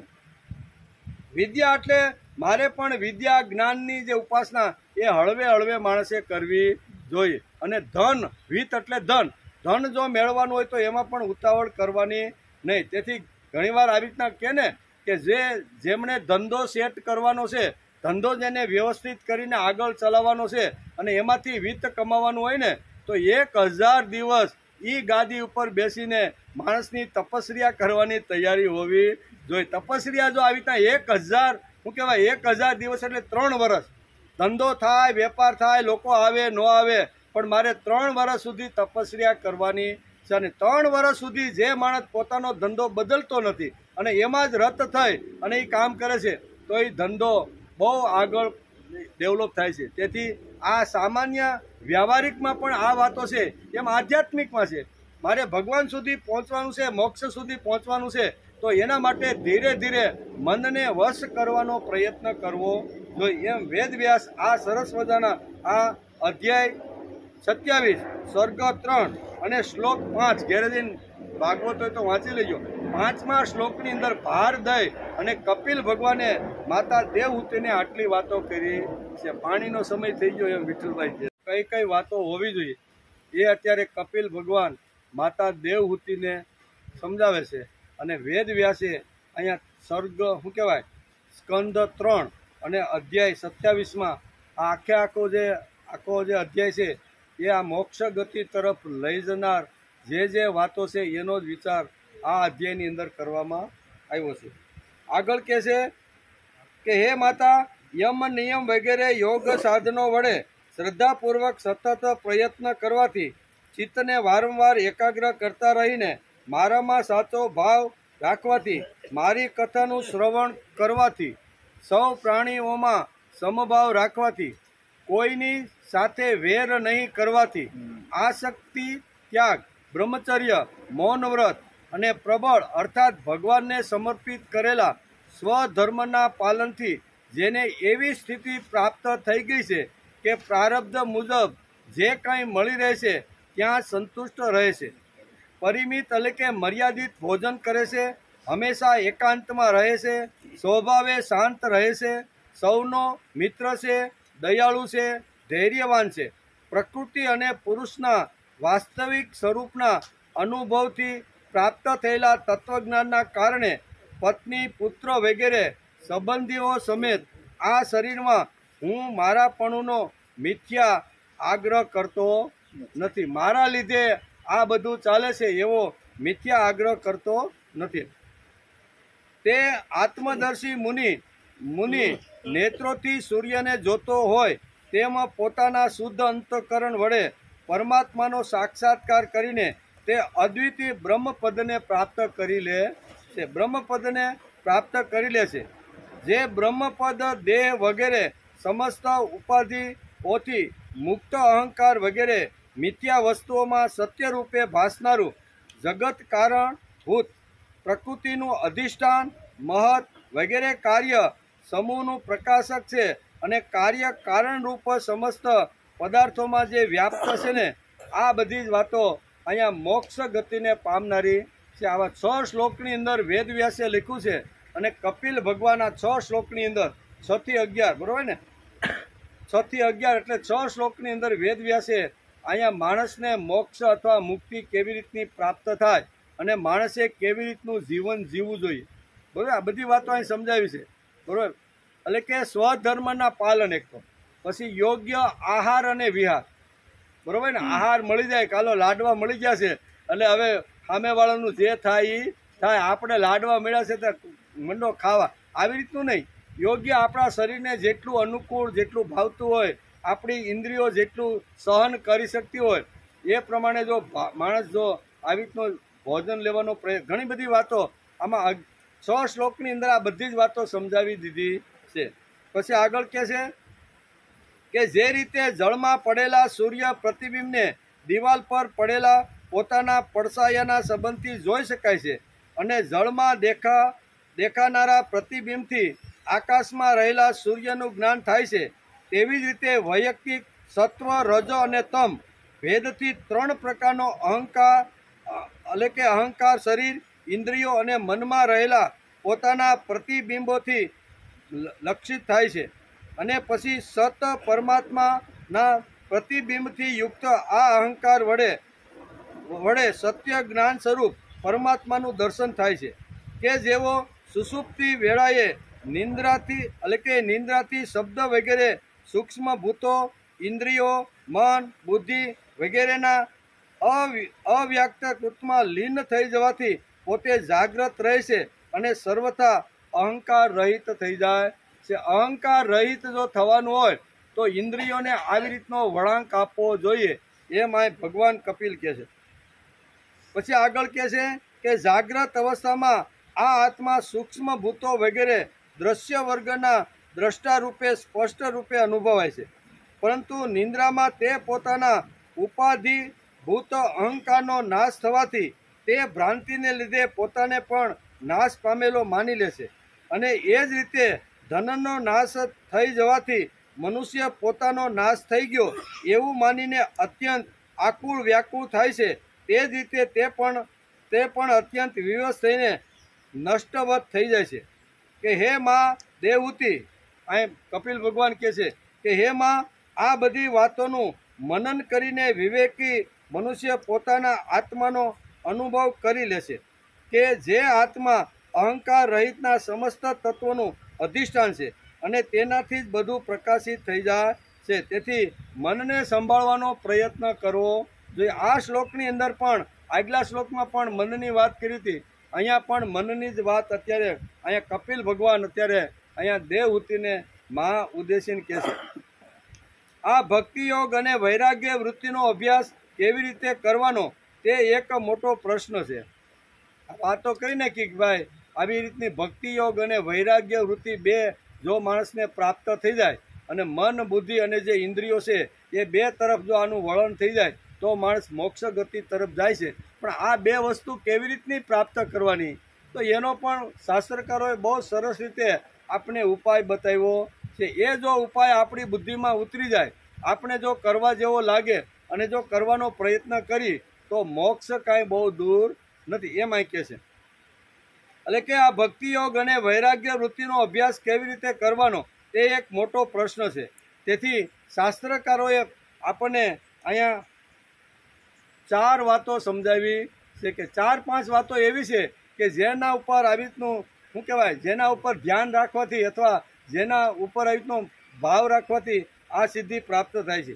એમાં પહેલી છે આદર બુદ્ધિ. ભક્તિ યોગ માટે, પ્રભુ માટે આત્યંતિક પ્રેમ હોવો જોઈએ. આવી રીતની આપણી આદર બુદ્ધિ થવી જોઈએ કે જે ભગવાન મને ઉઠાડે છે, ઉઠાડ્યા પછી સ્મૃતિ આપે છે, જે ભગવાન જેમાં પછી મને શક્તિ આપે છે, અને થાકો પાકો જ્યારે રાતે પથારીમાં પડું છું ત્યારે શાંતિનું જે દાન આપે છે, એ ભગવાન ઉપર આત્યંતિક માણસને પ્રેમ હોવો. આવી આદર બુદ્ધિ ભગવાન પ્રત્યે હોવી જોઈએ, બરોબર ને? કે જે મને સંભાળે છે, જે મને ઉઠાડે છે, જે મને સ્મૃતિ, શક્તિ અને શાંતિ, આ મહત્વના 3 દાન મને જે રોજ કરવા માટે આવે છે, એના માટેની આદર બુદ્ધિ દરેક માણસની થવી જોઈએ. ધર્મ ગમે તે પાળતો હોય, સંપ્રદાય ગમે તે પાળતો હોય, ગમે તે ભગવાનને માનતો હોય, પણ ભગવાન પ્રત્યે આટલી માણસની આદર બુદ્ધિ હોવી જોઈએ. ભક્તિ યોગ માટે, પ્રભુ માટે આત્યંતિક પ્રેમ હોવો જોઈએ. તે જ રીતે ચિત્ત એકાગ્રતાના સાધન માર્ગ પર અંતઃકરણનો સાચો ભાવ હોવો જોઈએ. યાંત્રિકતા ચાલે નહીં. જે સાધન દ્વારા, જે મન દ્વારા આપણે ભગવાનની અંદર એકાગ્ર થવાનું છે, એ મન પણ શુદ્ધ માણસનું હોવું જોઈએ, એમાં કહે છે. બીજી વાત છે દ્રઢતા. ચિત્ત એકાગ્ર કરી ભક્તિ યોગ અને વૈરાગ્ય વૃત્તિ જો માણસની અંદર જાગૃત થઈ જાય તો એમાં બીજી વાત છે દ્રઢતા. ભક્તિ યોગ અને વૈરાગ્ય વૃત્તિ લાવવા માટે દ્રઢ મનોબળ હોવું, માણસનું મન બળવાન હોવું જોઈએ, દ્રઢ હોવું જોઈએ. એટલે કે મનોબળ દ્રઢ હોવું જોઈએ. દ્રઢ મનોબળ તેમજ નિશ્ચય પણ અભ્યાસ યોગના સહાયક તત્વો છે. અમે એટલે કે ગમે તેટલા પ્રલોભનો વચ્ચે પણ અભ્યાસ ચાલુ રાખવો એ મહત્વની વાત છે. મન ભગવાનમાં એકાગ્ર કરવા માટે હું રોજ આવી રીતનો અડધો-પોણો કલાક ભગવાનની સામે બેસી અને રોજ ભગવાનની સામે મનને એકાગ્ર કરવાનો પ્રયત્ન કરવો જોઈએ. આવી રીતની માણસની દ્રઢ વૃત્તિ હોવી જોઈએ. જો હું બીમાર ન હોઉં અથવા પથારીમાં પડ્યો હોય અથવા બહાર ગામ ગયો હોય અને અનુકૂળતા ન હોય તો એક વાત જુદી છે, પણ જ્યારે હું 4 દિવાલની વચ્ચે ઘરમાં રહેતો હોય, સારી રીતે મારું શરીર પણ હોય, તો એ વખતે માણસે દ્રઢ નિશ્ચય કરીને બેસવું જોઈએ કે ભગવાન ગમે તે થાય પણ મેં એક આવી રીતનું વ્રત લીધું છે, એ વ્રત હું પૂર્ણ કરી. આવો દ્રઢ વિશ્વાસ માણસને હોવો જોઈએ. બીજી વાત, ત્રીજી વાત છે સાતત્ય. સાતત્ય એટલે કે ભક્તિ યોગ અને વૈરાગ્ય વૃત્તિ માટે સાતત્ય જોઈએ. અભ્યાસનું સાતત્ય જળવાવું જોઈએ. જલ્દી સફળતા મળતી નથી, તેથી કંટાળીને સાતત્ય તોડવું જોઈએ નહીં. નાના ભાઈ, હવે 4 વર્ષથી અમે તો બેસી છીએ, પણ હવે એમાં કાંઈ અમારા ભેજામાં ઉતરું ને અમારી અંદર કાંઈ આવ્યું ને હવે આમાં કાંઈ લેવા જેવું નથી, એમ કરીને સાતત્ય તોડવાનો પ્રયત્ન કરવો જોઈએ નહીં. આ બધી જે પ્રોસેસ છે ને, એ બધી લાંબા કાળની છે. તેથી તો નેમિ સારણ્યની અંદર અહીં સૌનકાદિક વગેરે 88,000 ઋષિઓએ એક વ્રત લઈને બેઠા હતા. શું વ્રત હતું એનું? શરૂઆતમાં આપણે જોયું કે 88,000 ઋષિઓએ નેમિ સારણીમાં આવીને એક વ્રત લીધું કે 12 વર્ષ સુધી અમે અભ્યાસ કરવા, સાધના કરવા, ચિત્ત એકાગ્ર કરી અને ભક્તિ કરવા માટે અમે બધા સાથે મળીને પ્રયત્ન કરવાના થઈ. અને એમાં સૂતજીનો એને ભેટો થઈ ગયો અને 12 વર્ષ સુધીની જે તપસ્યા હતી, કહેવાનો અર્થ કે કોઈ પણ જો કામ કરવાનું હોય તો એના માટે સાતત્ય હોવું જોઈએ. એક દિવસ કર્યું, 1 વર્ષ કર્યું કે 5-10 વર્ષ કર્યું, એટલામાં સાતત્ય, સતુ દીર્ઘકાળ નૈરંતર્ય. તેથી યોગશાસ્ત્રમાં પણ આ જ વાત લખી છે કે લાંબા કાળ સુધી સાતત્યપૂર્વક જો માણસ ભક્તિ અને આવી રીતનો વૈરાગ્ય વૃત્તિનો જો પ્રયત્ન કરે ને તો મોક્ષ એની પાસે આવીને ઊભું રહે છે. એમ અત્યારે આ શ્લોકની અંદર અત્યારે વેદ વ્યાસ લખે છે અને ભગવાન કપિલ અત્યારે માતા દેવહૂતિને સમજાવે છે. ભક્તિ યોગ અને વૈરાગ્ય વૃત્તિ માટે સાતત્ય જોઈએ. અભ્યાસનું સાતત્ય જાળવવું જોઈએ. જલ્દી સફળતા મળતી નથી, તેથી કંટાળીને સાતત્ય તોડવું ન જોઈએ. કરેલી મહેનત ફોગટ જતી નથી. કરેલું જે છે એ કોઈથી ફોગટ જતું નથી. ભગવાનના શબ્દો અને સિદ્ધાંતો ઉપર માણસને શ્રદ્ધા અને વિશ્વાસ હોવો જોઈએ. તો મન આપણું ભગવાનમાં એકાગ્ર થાય. ભગવાન ઉપર તો પહેલાં શ્રદ્ધા હોવી જોઈએ અને ભગવાન ઉપર વિશ્વાસ. 2 સાધનો એવા છે કે જે આપણું વૈરાગ્ય વૃત્તિ તરફ વળણ આપવાનો આ પ્રયત્ન કરે છે. તેથી કરેલું કોઈ દિવસ ફોગટ જતું નથી. એટલે માણસે સતત આવી રીતનું કર્યું. ચોથી વાત છે એકાંકી ભાવ. આ 5 વાતો એવી છે ને, એ 5 વાતો જો માણસ શાંતિથી સમજી વિચારે અને એના ઉપર જો આવી રીતનો વિચાર કરે તો 100% ધીમે ધીમે આપણું જે મન છે એ ભગવાનમાં 100% લાગે છે. ચોથી વાત છે એકાંકી ભાવ. ભક્તિ યોગ અને વૈરાગ્ય વૃત્તિથી મનને વશ કરવા માટે એકાંકી ભાવ હોવો જોઈએ. એકલા બેસવાની ટેવ પડવી જોઈએ. બરોબર, એક સમય તો અડધો પોણો કલાક એવો રાખવો જોઈએ કે માણસે એકલા બેસવું જોઈએ. એકલા બેસવાની ટેવ પડવી જોઈએ. ભૂતકાળ પાછળની સ્મૃતિ તેમજ ભવિષ્યકાળ આગળના સ્વપ્નો અને વર્તમાનના મનસુબા એ વખતે આપણી આજુબાજુમાં કે મનમાં કોઈ જગ્યાએ હોવા જોઈએ. હું એકલો જ, હું ને મારો ભગવાન, બીજી ત્રીજી વ્યક્તિ નહીં. ભૂતકાળ નહીં, ભવિષ્યકાળ નહીં, વર્તમાન કાળ નહીં.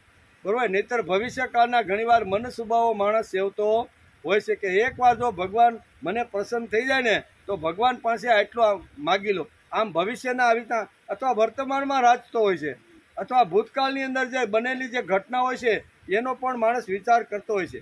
ત્યારે અહીં શાસ્ત્રકારો કહે છે કે માણસે એકાંકી થવું જોઈએ. એકલા બેસવાની ટેવ પાડવી જોઈએ. એકલા બેસવું એટલે બધી જ વસ્તુ, ભૂતકાળ છે, ભવિષ્યકાળ છે, વર્તમાન કાળ છે, આ 3 કાળને એક બાજુ રાખી અને મન ભગવાનની અંદર એકાગ્ર કરવું જોઈએ. એટલે કે મન ભગવાનમાં એકાગ્ર કરવું જોઈએ. એટલે જ ભૂત, ભવિષ્ય અને વર્તમાન છોડીને બેસતા આવડવું જોઈએ. નિસર્ગ એ ભગવાન પછીનું વિશુદ્ધ તત્વ છે. ભગવાન પછીનું બીજું કોઈ જો તત્વ હોય આ વિશ્વની અંદર તો એ નિસર્ગ છે. આ ભગવાનનો શું કહેવાય? નિસર્ગ એટલે પ્રકૃતિ. પ્રકૃતિ એટલે છે વૃક્ષ છે, વહેતા નરણા છે, ઉપર ઉગેલા સૂર્ય છે, ચાંદામાં, આ જે પ્રકૃતિ છે, આ પ્રકૃતિમાં ના ખોળામાં બેસવાનો માણસે પ્રયત્ન કરવો. અડધો કલાક પોલો કલાક ટાઈમ લઈ અને નિસર્ગની પાસે બેસવું જોઈએ. શાંતિથી બેસવું જોઈએ. ખળખળ વહેતા ઝરણા હોય કે પહાડ હોય કે આવી રીતના વૃક્ષો હોય એની પાસે બેસી અને માણસે શાંતિથી વિચાર કરવો જોઈએ. કારણ કે ભગવાન પછીનું બીજું સ્થાન નિસર્ગનું આવે છે. નિસર્ગ એ પણ એક ભગવાનનું આવી રીતનું રૂપ છે.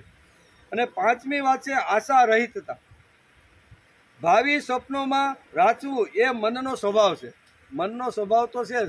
તેથી જ ભગવાને અર્જુને કહી દીધું કે તમે કહો છો એટલું કાંઈ મનને કંટ્રોલ કરવું કાંઈ હેલું નથી. સંચલમ ઈ મન કૃષ્ણ પરબારું જ કહી દીધું કે ભાઈ તમે જે મને જે મનની વાત જે કરો છો ને એ કાંઈ એટલું હેલું અને આવી રીતનું સહેલું નથી એમ.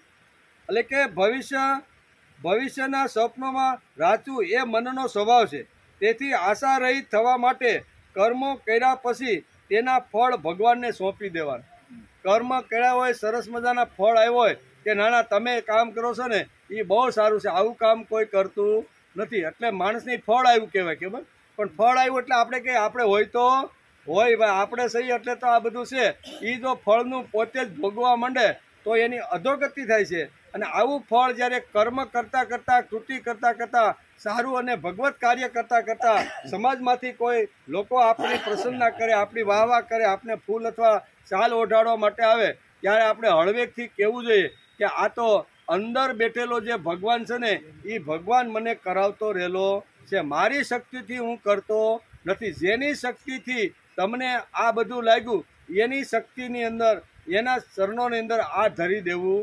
આ બહુ અગત્યની વાત શાસ્ત્રકારો આ 5 વાતો આપને સમજાવે છે કે માણસે જો ભક્તિ કરવાની હોય અથવા વૈરાગ્ય વૃત્તિથી ભગવાન સુધી જો પહોંચવાનું હોય ને તો આ 5 વાતો ઉપર માણસે ધ્યાન આપવું જોઈએ. તેથી ભાગવતકાર વેદવ્યાસ અને ગીતાકાર ભગવાન કૃષ્ણ મને એટલે કે મનનો એક જ એટલે કે બંનેનો એક જ મત છે કે બુદ્ધિમાન મનુષ્ય માટે એ જ યોગ્ય છે કે ધીરે ધીરે મનને વશ કરી અને મનને ભગવાનમાં લગાડવું જોઈએ. અહીંયા ભગવાન કપિલ મુનિના મુખારવિંદમાંથી પણ આ જ શબ્દો નીકળ્યા છે અને ગીતાકાર ભગવાન અર્જુનને પણ આ જ વાત સમજાવે છે. આદર બુદ્ધિ, દ્રઢતા, સાતત્ય, એકાકી ભાવ અને આશા રહિતા આ 5 તત્વો ભક્તિ યોગ અને વૈરાગ્ય વૃત્તિમાં સહાયક છે. તેથી જ માતા દેવહૂતિને અહીંયા ભગવાન કપિલ આ વાત એને સમજાવે. આ બધા શ્લોકમાં મનનું તો ક્યાંક ને ક્યાંક કપિલ ભગવાને બહુ નામ લઈ અને કહેવાનો પ્રયત્ન કર્યો છે કે મનની શુદ્ધિકરણ માટે અથવા મનને જો આવી રીતનું પવિત્ર કરવાનું હશે તો આ બધી જ વાતો સમાજની અંદર અને મનની અંદર ઊભી કરવી પડશે. અહીંયા વેદવ્યાસ લખે છે અને ભગવાન કપિલ કહે છે કે હે માં, આ બધી વાતોનું મનન કરીને વિવેકી મનુષ્ય પોતાના આત્માનો અનુભવ કરી લે.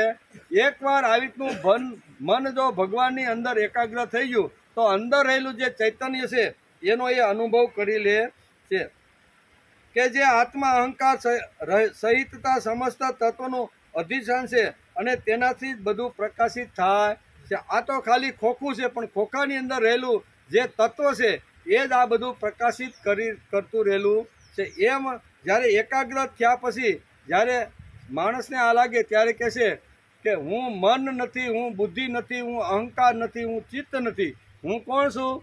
ચિદાનંદ રૂપ શિવોહમ. મને આ કાંઈ શરીરને કોઈ આ વસ્તુ લાગતી નથી. તેથી શંકરાચાર્ય જેવા મહાપુરુષે લખ્યું, મનોબુદ્ધ્ય અહંકાર ચિત્તાનિનાહમ. લખ્યું ને કે હું મન નથી, બુદ્ધિ નથી, શ્રોત્ર નથી, ચક્ષુ નથી, કાંઈ જ નથી. હું કોણ છું? ચિદાનંદ રૂપ શિવોહમ શિવોહમ. હું આ શરીરથી એક અલગ તત્વ છું, પણ શરીરની અંદર રહેલો છું, પણ શરીરની અંદર રહું છું. તેથી હું શરીર નથી, હું મન નથી, હું બુદ્ધિ નથી, હું ચક્ષુ નથી, હું ઘ્રાણેન્દ્રિય નથી. હું કોણ છું? ચિદાનંદ રૂપ શિવોહમ શિવો. તેથી મહાપુરુષો આ પોતાની અનુભૂતિ કરીને ગયા છે. જે મહાપુરુષો મન ભગવાનની અંદર એકાગ્ર કરતા છે ત્યારે એને આવી રીતના આત્મ તત્વ અંદર જે રહેલું છે એની અનુભૂતિ આ મહાપુરુષોએ લીધી છે. એ અનુભૂતિને હિસાબે આપણે અત્યારે એનો અભ્યાસ કરી રહ્યા છીએ. દેવહૂતિએ ફરીથી એક પ્રશ્ન કર્યો કે હે પ્રભુ, પુરુષ અને પ્રકૃતિ બંને નિત્ય છે અને એકબીજાના આશ્રય રહેનારા છે. તેથી પ્રકૃતિ તો પુરુષને ક્યારેય છોડી શકતી. પ્રશ્ન બહુ દેવહૂતિએ અત્યારે ભગવાન કપિલને પૂછ્યો છે. શું કહે છે કે એ પુરુષને ક્યારેય પ્રકૃતિ છોડી શકતી નથી. એમ છોડી શકતી નથી. એમ હે બ્રહ્મન, જે રીતે ગંધ અને પૃથ્વીની તથા રસ અને જળની અલગ અલગ સ્થિતિ હોઈ શકતી નથી, તેવી જ રીતે પુરુષ અને પ્રકૃતિ પણ એકબીજાને છોડીને રહી શકતા નથી. તેથી જેમના આશ્રયથી અકર્તા પુરુષને આ કર્મ બંધન પ્રાપ્ત થયું છે તે પ્રકૃતિ ગુણો રહે ત્યાં સુધી તેને કૈવલ્ય પદ કેવી રીતે પ્રાપ્ત થાય છે? આ દેવહૂતિએ બહુ સરસ પ્રશ્ન પૂછ્યો છે કે પ્રકૃતિ અને પુરુષ એ બે તો સાથે રહે છે, બરોબર ને? તો એ એકાબીજાને છોડી શકતા નથી. તો એને કૈવલ્ય પદ કેવી રીતે પ્રાપ્ત થાય છે? કૈવલ્ય પદ કેવી રીતે પ્રાપ્ત થાય છે? તત્વોનો વિચાર કરવાથી જો ક્યાંક સંસાર બંધનના આ તીવ્ર ભયનું નિવારણ થઈ પણ જાય તો પણ તેના નિમિત્તભૂત પ્રકૃત ગુણોના અભાવ અહીં થવાના લીધે તે ભય ફરીથી પાછો ઉત્પન્ન થાય છે. તો એના માટેનો કયો ઉપાય હોય શકે? આમ દેવહૂતિ અહીંયા 3 શ્લોકની અંદર અહીંયા ભગવાન કપિલને આ પ્રશ્ન પૂછે છે. ત્યારે ભગવાન કપિલે કહ્યું કે હે માં, જે રીતે અગ્નિનું ઉત્પત્તિ સ્થાન એવી અરણી પોતાનાથી જ ઉત્પન્ન થયેલા અગ્નિથી બળીને ભસ્મ થઈ જાય છે. જંગલની અંદર જ્યારે વૃક્ષો આવી રીતના ઘસાતા હોય ને એમાંથી જે અગ્નિ ઉત્પન્ન થાય છે, તો જે અરણી દ્વારા અગ્નિ ઉત્પન્ન થઈ છે એ અરણી પણ અગ્નિની અંદર ભસ્મીભૂત. અહીં દ્રષ્ટાંત આપીને કપિલ ભગવાન અહીંયા માતા દેવહૂતિને આ એક દ્રષ્ટાંત આપીને સમજાવે છે. એટલે કે આવી રીતની બળીને ભસ્મ થઈ જાય છે. તેવી જ રીતે સ્વધર્મના નિષ્કામ ભાવે કરેલા પાલન આચરણ થકી અંતઃકરણ શુદ્ધ થવાથી દીર્ઘકાળ સુધી ભગવત કથાના શ્રવણ વડે પુષ્ટ થયેલી મારી ઉત્કૃષ્ટ ભક્તિથી તત્વનો સાક્ષાત્કાર કરાવનારા જ્ઞાનાર્થી પ્રબળ વૈરાગ્ય વૃત્તિ, વ્રત, નિયમ વગેરે સહિત કરેલા ધ્યાનના અભ્યાસથી અને ચિત્તની દઢ એકાગ્રતાથી પુરુષની પ્રકૃતિ એટલે કે અવિદ્યા રાત દિવસ ક્ષીણ થતી થતી ધીરે ધીરે લય થઈ જાય છે અને એ તત્વ મારી અંદર ભળી જાય. આ 3 શ્લોકની અંદર બહુ સરસ રીતે ભગવાને અહીંયા દેવહૂતિને પોતાના પ્રશ્નનો જવાબ આપવાનો કીધો છે કે જે કાંઈ માણસ જે કરે છે ને, અહીં કીધું છે કે ભગવત કથાનું શ્રવણ માણસ જો કરતો હોય. બીજી વાત કીધી છે કે તત્વનો સાક્ષાત કરનાર જ્ઞાનથી પ્રબળ વૈરાગ્યથી, પછી વ્રત નિયમનું પાલન કરવાથી, અને જે કાંઈ કર્મ કરે છે અને એના જે કાંઈ ફળ મળે છે એ નિષ્કામ ભાવે જે વાપરવાનો જે પ્રયત્ન કરે છે, એ ધીમે ધીમે હળવે હળવે આ બધા જ લોકો મારી પાસે આવે છે અને એને મોક્ષ ગતિ પ્રાપ્ત થઈ જાય છે. એટલે વારંવાર વૈરાગ્ય, વ્રત, નીતિ, નિયમ, અભ્યાસ, ચિત્ત અને એકાગ્રતાની વાત ઘણા બધા શ્લોકમાં વેદવ્યાસે લખી છે. તેથી કહે છે, યોગીએ એકાંતમાં સ્થિર બેસીને એકલા રહેવું. આ યોગીની પણ વાત કરી કે મારી સુધી જો આવવાના હોય તો આ 3 શ્લોકની અંદર બહુ સરસ રીતે સમજાવતા કહે છે. અને યોગીએ એકાંતમાં સ્થિર બેસીને એકલા રહેવું અને મન, ઇન્દ્રિયો તથા શરીરને નિયમમાં રાખીને બેસવાનો પ્રયત્ન માણસે કરવો જોઈએ. એમ કે તેમજ સર્વ તૃષ્ણાઓથી રહિત થઈને તેમજ સંગ્રહવૃત્તિ ન રાખતા આત્માને નિરંતર પરમાત્મામાં સાવધાનતાથી એકાગ્ર કરવો, તો જ મન વશમાં રહે છે, નકર મન વશમાં રહેતું. આ બધા ઉપાયો અહીંયા કપિલ ભગવાન માતા દેવહૂતિને સમજાવે છે. અર્થાત પરમાત્માની સાથે પોતાની એકતા સાધવાનો માણસે પ્રયત્ન કરવો. પરમાત્માની સાથે પોતાની જે કાંઈ ઇન્દ્રિયો છે એ ઇન્દ્રિયોને સાઈડમાં રાખીને મનને આવો ભગવાનમાં જ એકાગ્ર થાય એવો પ્રયત્ન કરવો જોઈએ. આવો દ્રઢ અભ્યાસ થાય તો જ મન શુદ્ધ થઈ શકે. આવું શુદ્ધ મન અને બુદ્ધિ ભગવાનમાં જે સ્થિર કરે છે તેનો વિકાસ નિશ્ચિત છે અને તે બ્રહ્મપદને પ્રાપ્ત થઈ જાય. આટલી વાતો જો એ કરવાનો પ્રયત્ન કરે અને લાંબા કાળ સુધી, 1 દિવસ કે અધિક માસ પૂરતા નહીં, પણ સતુ દીર્ઘકાળ નૈરંતર્ય સત્કારા સેવિતો દ્રઢ ભૂમિ, આવી દ્રઢ વૃત્તિ રાખી અને સાતત્ય કામ કરી અને લાંબા કાળ સુધી જો આ પ્રયત્ન કરે ને તો એને બ્રહ્મપદ પામવા માટે કોઈ અગવડ પડતી નથી. એટલે બ્રહ્મ છે, જેમને મોક્ષ અથવા મુક્તિ જેને જોઈએ છે, જેને અક્ષરધામ જેને જોતું હોય ને, તો એના માટે આટલી વાતો વેદ વ્યાસે બહુ સરસ રીતે લખી રાખી છે. કોઈ માથે બાપજી હાથ ફેરવી દે અને કોઈ યુવાન બાપ પાસે આવે ને બાપને કે બાપુને કહે સંન્યાસી મહારાજ કે મારા બાપુ તો આજે મૃત્યુ પામ્યા કે તારા બાપાના મેં અત્યારે અહીંયા વૈકુંઠની અંદર અથવા અક્ષરધામમાં મોકલી દીધો, તું ચિંતા કરમાં. આ કેમ જાણે પોટલું રાખીને ભેગો જ બેઠો હોય. હું કે ઘણીવાર પોટલું રાખીને બધા કોઈ આવી રીતનો દુઃખી થઈને કોઈની મા મરે, કોઈના બાપ મરે, ત્યારે આવી રીતનો શિષ્ય કોઈ સંન્યાસી મહારાજ પાસે જાય અને કે આવી રીતની વાત કરે, કાંઈ વાંધો નહીં, તારા બાપને મેં અક્ષરધામ મોકલી દીધો છે. કેમ અક્ષરધામ પોતાનું આવી રીતનું રાખીને બેઠા હોય. હવે આ જો અક્ષરધામ જોતું હોય, મોક્ષ જોતો હોય, વૈકુંઠ જોતવાનું હોય ને, તો આટલી વાતો વેદ વ્યાસે લખી રાખી. માતા દેવહૂતિને આ બધી જ વાતો આ સમજાવે છે કે આ મોક્ષ ગતિ જો પ્રાપ્ત કરવાની હોય ને તો આ બધા વાતો માણસની અંદર આવી જોઈએ. અને આ બધી વાતો લાવવા માટે ભગવાનની અંદર એકાગ્ર થઈને મન જો જોડે ને તો મનની અંદર જે કચરો છે, મનની અંદર જે અજ્ઞાન વહેમ છે, આ બધું નીકળી જાય છે. મન શુદ્ધ અને પવિત્ર થઈ જાય છે અને પવિત્ર થયેલું જે મન છે ને એ બ્રહ્મપદને પ્રાપ્ત થઈ શકે. આટલી સરસ વાતો વેદ વ્યાસ જેવા મહાપુરુષે ભાગવતની અંદર આપને સમજાવી છે કે મોક્ષનું પોટલું કાંઈ કોઈને ભગવાને આપેલું નથી. માણસ ગીતામાં પણ કીધું છે ને કે ઉદરે દાત્મા નામ નાત્મા નામ પ્રસાદે. માણસ પોતે જ પોતાનો ઉદ્ધાર કરી શકે છે અને પોતે જ પોતાને અધોગતિમાં નાખી શકે છે. એ મન ઉપર આધારિત. અધોગતિમાં લઈ જવું હોય તો પણ મન છે અને ઉર્ધ્વ ગતિમાં લઈ જવું હોય તો પણ મન છે. તેથી મનને શુદ્ધિકરણ કરવાની વાત અહીંયા ભાગવતકાર બહુ સરસ રીતે આપણને આ 27મા અધ્યાયની અંદર 3જા સર્ગની અંદર બહુ સરસ આખો જે અધ્યાય છે ને એ મનની શુદ્ધિ માટે, મનની એકાગ્રતા માટે અને મન ભગવાનની પાસે જો પવિત્ર થઈને જાય તો એને મોક્ષ ગતિ કેવી રીતની પ્રાપ્ત થાય, આ બધી જ વાતો આ શ્લોકોમાં લખેલી છે. આવો દ્રઢ અભ્યાસ થાય તો જ મન શુદ્ધ થઈ શકે. આવું શુદ્ધ મન અને બુદ્ધિ ભગવાનમાં જે સ્થિર કરે છે તેનો વિકાસ નિશ્ચિત છે અને તે બ્રહ્મયોગને પ્રાપ્ત થાય છે એમ ભાગવતકાર વેદવ્યાસ લખે છે. તેમાં સંશય રાખવાની પણ ગીતાકાર અને ભાગવતકાર વેદવ્યાસ અને કપિલ ભગવાન પણ આ સ્પષ્ટતા કે આમાં તમારે સંશય રાખવાનું કોઈ કારણ. આટલી વાતો જો કરો ને તો 100% મન શુદ્ધ અને પવિત્ર થઈ જાય. જ્યાં સુધી મન નબળું હોય ત્યાં સુધી ભક્તિ ભક્તિ કે મુક્તિ માણસને મળતી મન નબળું હોય ત્યાં સુધી આ ત્રણમાંથી એકેય વાત મળે નહીં. ભક્તિ ન મળે, મુક્તિ ન મળે અને ભક્તિ પણ ન થાય. આ ત્રણ વાત જો કરવાની હોય તો એના માટે મન જ એક એવું સાધન છે કે એના દ્વારા ભક્તિ પણ મળે, મુક્તિ પણ મળે અને માણસ સારામાં સારી ભક્તિ પણ કરી શકે છે. મન ઉપર બધો જ આધાર છે. એમ આખા અધ્યાયની અંદર અહીંયા કપિલ ભગવાને દેવહૂતિને ભાર દઈને દરેક શ્લોકની અંદર મનની જ વાત કરેલી છે. તેથી મન શુદ્ધ થાય એના માટે માણસે પ્રયત્ન કરવા જોઈએ. મનને સ્વસ્થ, મનને સમર્થ બનાવવાનો અને મનને શુદ્ધ બનાવવાનો, વિકારોનું ઉદાસીન કરવાનો આ એક જ રસ્તો છે. એમાં કપિલ ભગવાન માતા દેવહૂતિને સાંખ્ય શાસ્ત્ર સમજાવતા આ વાત એને સમજાવે છે કે સાંખ્ય એટલે જ્ઞાન. સાંખ્ય સંસ્કૃત શબ્દ છે, એનું ગુજરાતી શું થાય?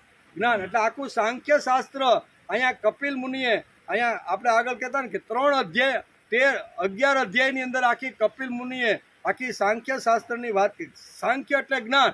તો આ જ્ઞાન જેમને પ્રાપ્ત થઈ જાય છે એને કોઈ દિવસ આવી રીતની બ્રહ્મ પ્રાપ્તિથી દૂર રહેતો નથી. એમ કે મૂર્તિ પૂજાનું શાસ્ત્રીય તત્વજ્ઞાન વેદ વ્યાસે આ સ્કંદ, ત્રીજા સ્કંદ અને 27મા અધ્યાયની અંદર લખેલું છે. મૂર્તિ પૂજા વગર મન સ્વાસ્થ્ય શક્ય જ નથી. જેવી જેની મનની સ્થિતિ તેવું તે ઉપાડે. મન સ્થિતિ બધાની સરખી હોતી નથી. જેવું જેનું મન એવું એ ઉપાડે. તો બધાએ પ્રામાણિક પ્રયત્ન કરવો જોઈએ. એકાગ્ર કરીને જો ભક્તિ કરવાની હશે તો 24 કલાક મન તરફ આપણું ધ્યાન હોવું જોઈએ. 1 કલાક તમે સવારે મંદિરે જઈ આવ્યા ને 1 કલાક સાંજે આરતીમાં તમે જઈ આવ્યા અને બાકીની 22 કલાક છે ગમે ત્યાં રખડો ભટકો, ઓટલા ઉપર બેન ગામ ગપાટા મારો, તો આ કહે છે કે એ શક્ય નથી. કે 1 કલાક જો મન ભગવાનને આપવાનું હશે ને તો બાકીની જે બધી જે કલાકો છે ને એની ઉપર પણ ધ્યાન રાખવું પડશે. કે આપણું મન ગમે ત્યાં કૂતરાની જેમ દોડતું તો નથી ને, ગમે તેવી ગામ ગપાટાની વાતો સાંભળી અને આપણું મન બેકાર તો થતું નથી ને, આપણું મન અપવિત્ર તો તે આવી રીતના 23 કલાક સુધી સતત જો આવી રીતનું ધ્યાન થાય, બરોબર ને, તો જ 1 કલાક માણસ સારામાં સારી ભક્તિ કરી શકે છે. ના અમે તો 1 કલાક સવારે મંદિરે જઈ આવ્યા અને 1 કલાક સાંજે જઈ આવ્યા, પછી તો 22 કલાક, તો 22 કલાક 6 કલાક ઊંઘવાની, બાકી ગામ ગપાટા મારીને બાકડા ઉપર સમય પસાર કરવાનો છે. એ માણસ ભક્તિ કોઈ દિવસ કરી શકતો નથી. એમાં વેદ વ્યાસ બહુ સ્પષ્ટપણે કહે છે કે 1 કલાક જો માણસને ભક્તિ કરવાની હશે ને તો બાકીની કલાકો ઉપર એને ધ્યાન આપવું પડશે. કે બાકીની કલાકોની અંદર હું શું કરું છું? મારો ગમે ત્યાં આવી રીતનો સમય તો વેડફાતો નથી ને, ગમે ત્યાં મારું મન દુબળું થાય એવી રીતની વાતો તો મારા મનને મળતી નથી ને. આનો પણ વિચાર માણસે આ 23 કલાકની અંદર માણસે કરવો જોઈએ. તો જ 1 કલાક મન સારી રીતે ભગવાનની અંદર આવી રીતનું થાય છે. એટલે કે મનને બદલવું છે, તેને ભક્તિનો રંગ લગાડવો છે, તેને ભગવાનની પાસે લઈ જવાનું છે. તેથી આ મન પવિત્ર હોવું જોઈએ. આપણા મનને અહંકારે પકડ્યું છે. અહંકારના 3 દોષો છે. કેટલા? આપણા મનને કોને પકડ્યું છે? અહંકારે. અહંકારમાં 3 દોષો છે: લોલુપતા, ભયભીતતા અને આશાળભૂતતા. આ 3 દોષ જો નીકળી જાય ને તો માણસનું મન એકદમ શુદ્ધ અને પવિત્ર થઈ જાય છે. એટલે માણસે લોલુપ રહેવું જોઈએ નહીં. ભયભીતતા કાઢી નાખવી જોઈએ કે વિશ્વને ચલાવવાળી શક્તિ મારી અંદર આવીને બેઠી છે, તેથી મારે ભયભીત થવાનું કોઈ કારણ. આ સમજણ પ્રત્યેક માણસે પોતાના જીવનમાં ઊભી કરવી જોઈએ. તો જ આ રીતની જે 3 જે દોષ છે અહીંથી ભક્તિ માર્ગની અંદર આવનાર આ જે અહંકારના જે 3 દોષો છે એ 3 દોષને જો કાઢવાના હશે તો 24 કલાક ભગવાન મારી જ સાથે છે. ભગવાન આકાશમાં નથી, મંદિરમાં નથી અને મારી સાથે રહીને બધું પોષણ કરતો રહેલો કે આ સમજણ માણસને જો ઊભી થાય ને તો આ ત્રિદોષમાંથી માણસ મુક્ત થઈ જાય છે. બહુ સરસ રીતે એકવાર ભાગવતને ખરેખર એક શ્લોક ઉપર ફોકસ કરીને સમજવાનો પ્રયત્ન આપણે કરવો જોઈએ. આપણા મનને અહંકારે પકડ્યું છે. અહંકારના 3 દોષો છે: લોલુપતા, ભયભીતતા અને આશાળભૂતતા. આ ત્રિરંગોથી મનને મુક્ત કર્યા સિવાય માણસને મોક્ષ મળતો. આ 3થી મુક્ત કરી દેવા જોઈએ કે એમાં માણસનું મન ફસાવવું જોઈએ નહીં. આ ત્રિરંગોથી મનને મુક્ત કર્યા સિવાય મનમાં શક્તિ નિર્માણ થતી નથી. ભગવાન પર જેમ જેમ વિશ્વાસ વધે ભગવાન ઉપર જેમ જેમ શ્રદ્ધા વધતી જાય છે તેમ તેમ આપણું મન પવિત્ર થતું જાય છે અને લોલુપતા, ભયભીતા અને આષાઢભૂતતાના દોષ હળવે હળવે ધીમે ધીમે નષ્ટ થતા જાય છે. એ નષ્ટ ક્યારે થાય? તો કે ભગવાન ઉપરની 100% શ્રદ્ધા અને વિશ્વાસ હોવો. ભગવાન છે ને છે, ગમે તેટલા દુઃખ તારે મોકલવા હોય એટલા મોકલ, પણ ભગવાન છે ને છે, આટલો વિશ્વાસ માણસને હોવો જોઈએ. આ જો 3 વાતોને જો દૂર કરવાની હોય તો એના માટે આ 2 ઉત્તમ સાધનો છે, ભગવાન ઉપર વિશ્વાસ અને ભગવાન ઉપર શ્રદ્ધા. આ 2 હથિયારો છે. તેથી જ વેદવ્યાસ ભાગવતકારના સ્કંદ 3માં લખે છે અને કપિલ ભગવાન માતા દેવહૂતિને આ સાંખ્ય યોગ શાસ્ત્રનું તત્વજ્ઞાન સમજાવે છે કે આવી રીતનું સાંખ્ય શાસ્ત્રની અંદર આ બધી જ વાતો લખેલી. સાંખ્ય એટલે જ્ઞાન, અને જ્ઞાનની એકવાર જો માણસ ઉપાસના કરવા લાગે તો જીવનમાંથી ઘણી નબળી વાતો નીકળી જાય છે. તેથી બુદ્ધિમાન મનુષ્ય માટે એ જ યોગ્ય છે કે અસત માર્ગમાં ફેલાયેલા ચિત્તને ઉત્કૃષ્ટ ભક્તિયોગ અને વૈરાગ્ય વડે ધીરે ધીરે પોતાને વશ કરવું. એમ કપિલ ભગવાન વારંવાર દેવહૂતિને પોતે કરેલા 2 પ્રકારના પ્રશ્નો હતા, એ બંનેના જવાબ આવી રીતના આપે છે. આગળ કહે છે કે દરરોજ દોષ પછી તો દરરોજ દોષ દેખાવાથી ભોગવીને ત્યજી દીધેલ તે પ્રકૃતિ પોતાના સ્વરૂપમાં સ્થિત અને સ્વતંત્ર બંધન મુક્ત થયેલા તે પુરુષને કોઈ હાનિ પહોંચાડી શકતી.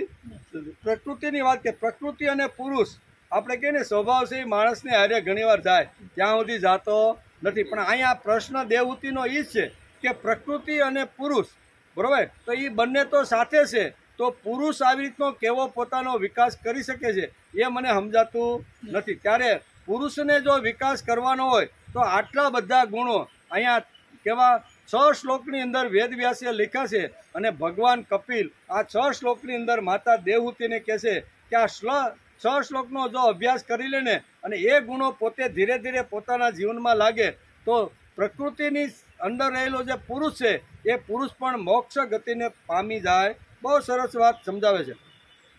જેમાં સૂતેલા મનુષ્ય સ્વપ્નમાં કેટલાય અનર્થોનો અનુભવ કરવો પડે છે, પરંતુ જાગી ગયા પછી તેને સ્વપ્નના તે અનુભવથી કોઈ લેવા દેવા. જાગી ગયા પછી યાદ નથી રહેતા. ઘણીવાર આપણે રાખવાનો પ્રયત્ન કરી કે આનું સ્વપ્ન કયું હતું, પણ 1 સેકન્ડના 10મા ભાગમાં તો એ બધું ભૂલાઈ જાય છે. તેવી જ રીતે જેને તત્વજ્ઞાન થઈ ગયું છે અને જે નિરંતર મારામાં જ મનને પોરવાયેલું રાખે છે તે આત્મારામ મુનિનું પ્રકૃતિ કશું જ નુકસાન કરી શકતી. આ જે પ્રકૃતિ છે ને એ એકવાર આવી રીતનું જો મારી અંદર જો મન મૂકી દે પુરુષ તો એને કોઈ નુકસાન કરી શકતી નથી. ત્યારે મનુષ્ય અનેક જન્મોમાં દીર્ઘકાળ સુધી આ રીતે આત્મચિંતનમાં જ નિમગ્ન રહે છે. ત્યારે તેને બ્રહ્મલોક પ્રાપ્ત થાય છે. એક દિવસ કરવાથી અથવા માથે કોઈ બાપજી હાથ ફેરવી દે અને મને બ્રહ્મલોક મળી જાય એ વાત ખોટી છે. એટલે આપણે પણ કદાચ આવા કોઈની પાસે આશીર્વાદ લેવા જતા હોય ને તો આપણે ધ્યાન રાખવાનું, બરોબર ને. કોઈ આપણે આશીર્વાદ કાંઈ વાંધો નહીં, તમને તો હું મોક્ષ અથવા આવી રીતનું ધામમાં પહોંચાડી દે, તો એના હાથની કાંઈ વાત નથી. એમ છે અહીંયા વેદવ્યાસ બહુ સરસ રીતે લખે છે, જ્યારે મનુષ્ય અનેક જન્મોના દીર્ઘકાળ સુધી શું કહે છે, દીર્ઘકાળ સુધી ભક્તિ યોગ અને વૈરાગ્ય વૃત્તિથી મારી અંદર મન પોરવી અને જીવવાનો જે પ્રયત્ન કરે છે એના માટે વૈકુંઠ કે મોક્ષ પદ અઘરું નથી. લાંબા કાળ સુધી લખ્યું છે. ખાલી કોઈ હાથ માથે નાખી દે ને આપણું કલ્યાણ થઈ જાય એ વાત આપણું શાસ્ત્રને માન્ય નથી. લાંબા કાળ સુધી ભક્તિ યોગ અને વૈરાગ્ય વૃત્તિથી મનને એકાગ્ર કરી અને મારી અંદર જે જોડવાનો પ્રયત્ન કરે છે એને મોક્ષ કોઈ દિવસ અઘરો અથવા દૂર રહેતો નથી. મારો તે ધૈર્ય ભક્ત મારી જ મહાકૃપાથી તત્વજ્ઞાન પ્રાપ્ત કરીને આત્માના અનુભવ થકી તમામ સંશયોમાંથી મુક્ત થઈ જાય છે અને પછી લિંગ શરીરનો નાશ થતાં મારા જ આશ્રયે રહેલા પોતાના સ્વરૂપભૂત કૌશલ્ય નામક મંગળમય પદને સહેજે પ્રાપ્ત કરી લે છે કે જ્યાં પહોંચવાથી યોગી ફરી પાછો આવતો. બહુ સરસ આ કીધું કે મારી પાસે એકવાર પહોંચી જાય, પણ ક્યારે? તો કે આટલી પ્રક્રિયામાંથી એને પસાર થવું, પણ એ પસાર થતો થતો એકવાર આ મારી પાસે પહોંચી જાય છે, પછી મારી પાસે પહોંચે છે, પછી આ યોગી પાછો આ પૃથ્વી પર પાછો આવતો નથી. આ મોક્ષની વાત પ્રશ્ન શરૂઆતમાં જ આપણે આખો અધ્યાય આ જ છે, બરાબર, કે મોક્ષ વૃત્તિ કઈ રીતે પ્રાપ્ત થાય છે એના અનુસંધાનમાં દેવહૂતિએ પૂછેલા પ્રશ્નના જવાબમાં અહીંયા કપિલ ભગવાન કહે છે કે હે માં, યોગીનું ચિત્ત યોગ સાધનાથી વૃદ્ધિ પામેલા અણિમા વગેરે માયામયી સિદ્ધાંતોમાં કે જેમની પ્રાપ્તિનું યોગ સિવાય અન્ય કોઈ સાધન નથી, તેમાં જો ફસાતો નથી તો તે મારા અવિનાશી પરમ પદને પામી જાય. આમાં ફસાવવું જોઈએ નહીં. આપણને જે કાંઈ આવી રીતના ભૌતિક સાધનો જે આપ્યા છે એ ભૌતિક સાધનો અમુક સમય એનો ત્યાગ કરી અને મારી અંદર જે આવી રીતની વૃત્તિ રાખે છે અને તે બ્રહ્મ પદને પામે છે, તેમાં જો ફસાતો નથી તો તે મારા અવિનાશી પદને પ્રાપ્ત કરી લેશે. અને જે ફસાઈ જાય છે એને 3 પ્રકારની ગતિ વારંવાર મળતી રહેલી છે. એક શ્રેષ્ઠ ગતિ, એક મધ્યમ અને એક અધમ, બરાબર. ત્યાં પુણ્ય પૂરું થાય પાછો પૃથ્વી લોક ઉપર આવે અને જે પ્રમાણે ગતિ હોય, જે કર્મ હોય એ પ્રમાણે કાં તો અધોગતિમાં જાય, કાં તો મધ્યમમાં જાય છે અને કાં તો પૂર્ણ શાસ્ત્રકીય જે છે એની અંદર જાય છે. આ 3 વાતો વારંવાર અહીંયા શું કહેવાય છે પુરુષને આવી રીતનું કરે છે. પણ જે પુરુષ આવી રીતનું મારી અંદર મારી કથાઓ સાંભળવામાં અથવા મારું આવી રીતનું સાંભળવા માટે જે તત્પર છે એને કોઈ દિવસ આવી અગવડ પડતી નથી. ઇતિ શ્રીમદ ભાગવતે મહાપુરાણે પારમહંસ્યા સંહિતાયા તૃતીય સ્કંદે કપિલો આખ્યાને સપ્ત વીરસોધ્યાય ત્રીજા સ્કંદ અંતર્ગત કપિલેય ઉપાખ્યાનનો 27મો સર્ગ સમાપ્ત થયો. 27મા સર્ગમાં